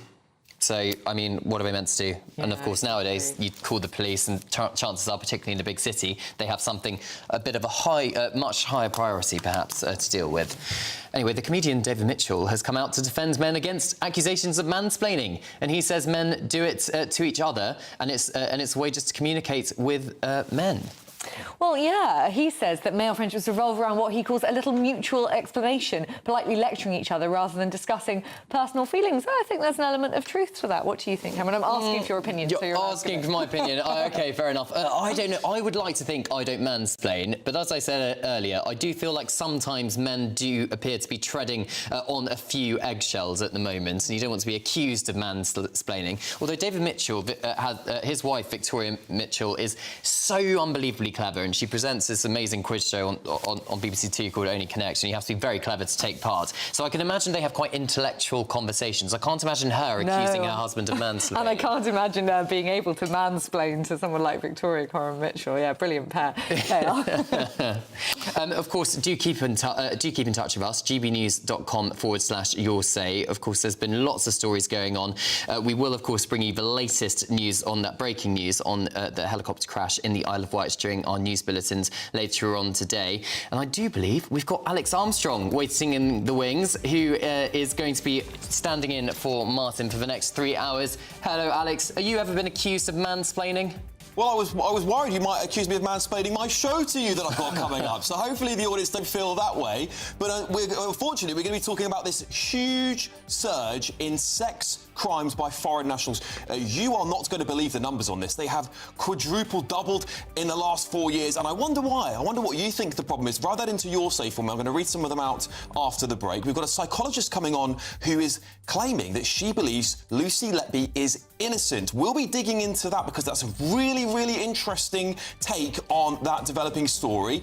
Carnage at Carnival. What's going on? Arrests again. Public officials assaulted. We'll be getting the latest on all of that. And of course, do you think we should ban loud music on public transport? It's honestly, one thing that grinds my gears the most when I get onto the tube and I have to listen to someone's music blaring out loud.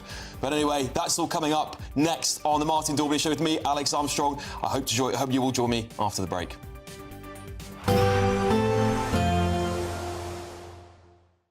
Expect warm spells with the odd rude interruption.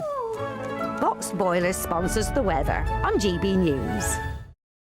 Good afternoon and welcome to your GB News weather update from the Met Office. Well, it's sunny and very warm out there today before turning more unsettled with rain or heavy showers for the rest of the week. Now, having a look at the bigger picture, we've got high pressure across the UK today, but this cold front will bring outbreaks of rain across Northern Ireland later. So through the rest of this evening, a fine end to Bank Holiday Monday across England and Wales, but a band of rain will give an unsettled picture across Northern Ireland and then later into Western Scotland, Wales and the southwest of England overnight, where the rain could turn quite heavy at times, but otherwise staying dry for the longest across the far southeast and temperatures holding up at around 16 or 17 overnight. So to start Tuesday morning then, this band of rain will affect much of eastern Scotland and still hold on to some low cloud across Shetland. But towards the west, that's where we see some brighter spells developing, but also some showers. So generally some sunny spells coming through across Northern Ireland to start Tuesday morning, likewise for parts of Wales and the southwest. But we hold on to this cloud across much of central England with some patchy rain here. And that band of cloud and rain will continue to slowly edge its way eastwards, generally fizzling out as it does so, just to bring a few spots across the southeast. But otherwise, behind that, it's a case of sunny spells and some showers, most frequent across Scotland and Northern Ireland, staying driest for the longest, most likely across the southeast, where temperatures still holding up at around 26 degrees, but fresher across the far west.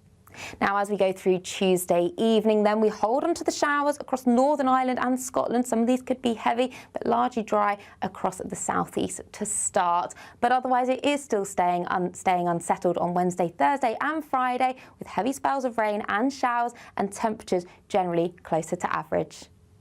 Expect warm spells with the odd rude interruption. Box Boilers sponsors the weather on GB News. It's the final week to see how you could win your mortgage or rent paid for a whole year. That's a cash lump sum equivalent to 12 of your monthly mortgage or rent payments, right up to a whopping £20,000. Plus, we'll add an extra £5,000 on top for good measure. Make sure you don't miss out as lines close on the 29th of August. For another chance to win, text WIN to 63225. One entry costs £2.50 plus one standard network rate message, or text BONUS to 63225. 5 entries cost £5 plus one standard network rate message. Go to gbnews.com/win.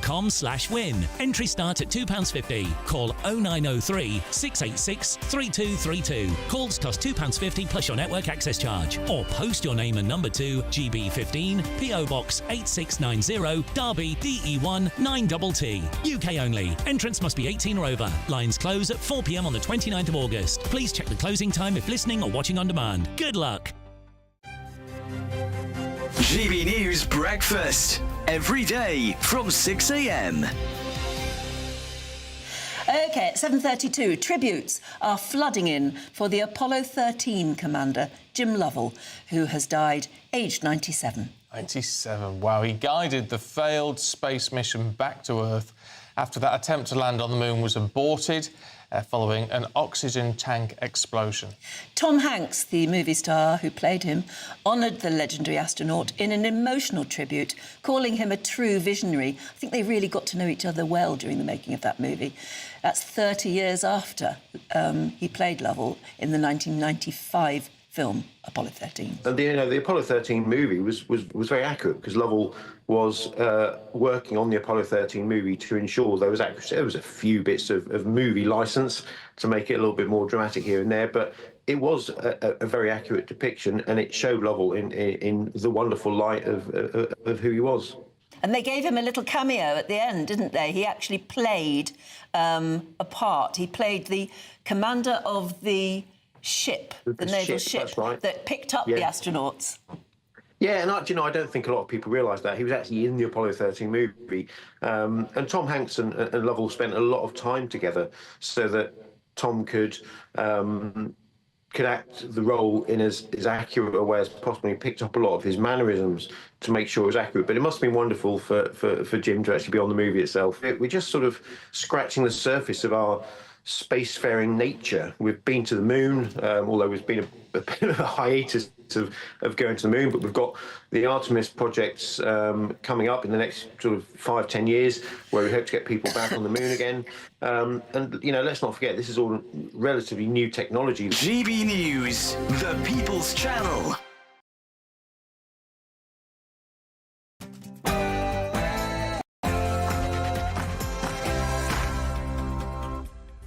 Well, good afternoon, everybody. It's 3 o'clock. Welcome to the Martin Daubney Show with me, Alex Armstrong, on GB News, broadcasting live from the heart of Westminster and across the United Kingdom. Well, we start with an exclusive. New figures reveal sex crimes by foreign nationals have surged over 60% in the last 4 years, accounting for 1 in 7 sexual offence convictions last year alone. And a damning new poll finds 7 in 10 voters think Sir Keir Starmer is mishandling the asylum hotel crisis. Who would have thought it? With calls for tougher action, can the government turn it around?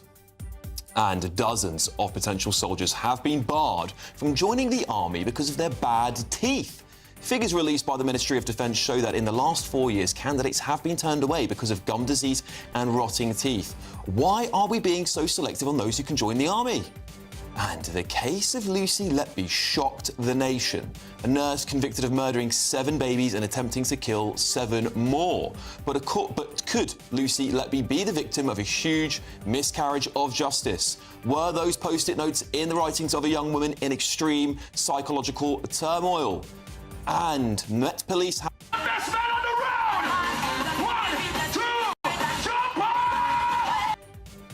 Well, the Met Police make 140 arrests in the first day of Notting Hill Carnival for crimes including assaults on police officers and possession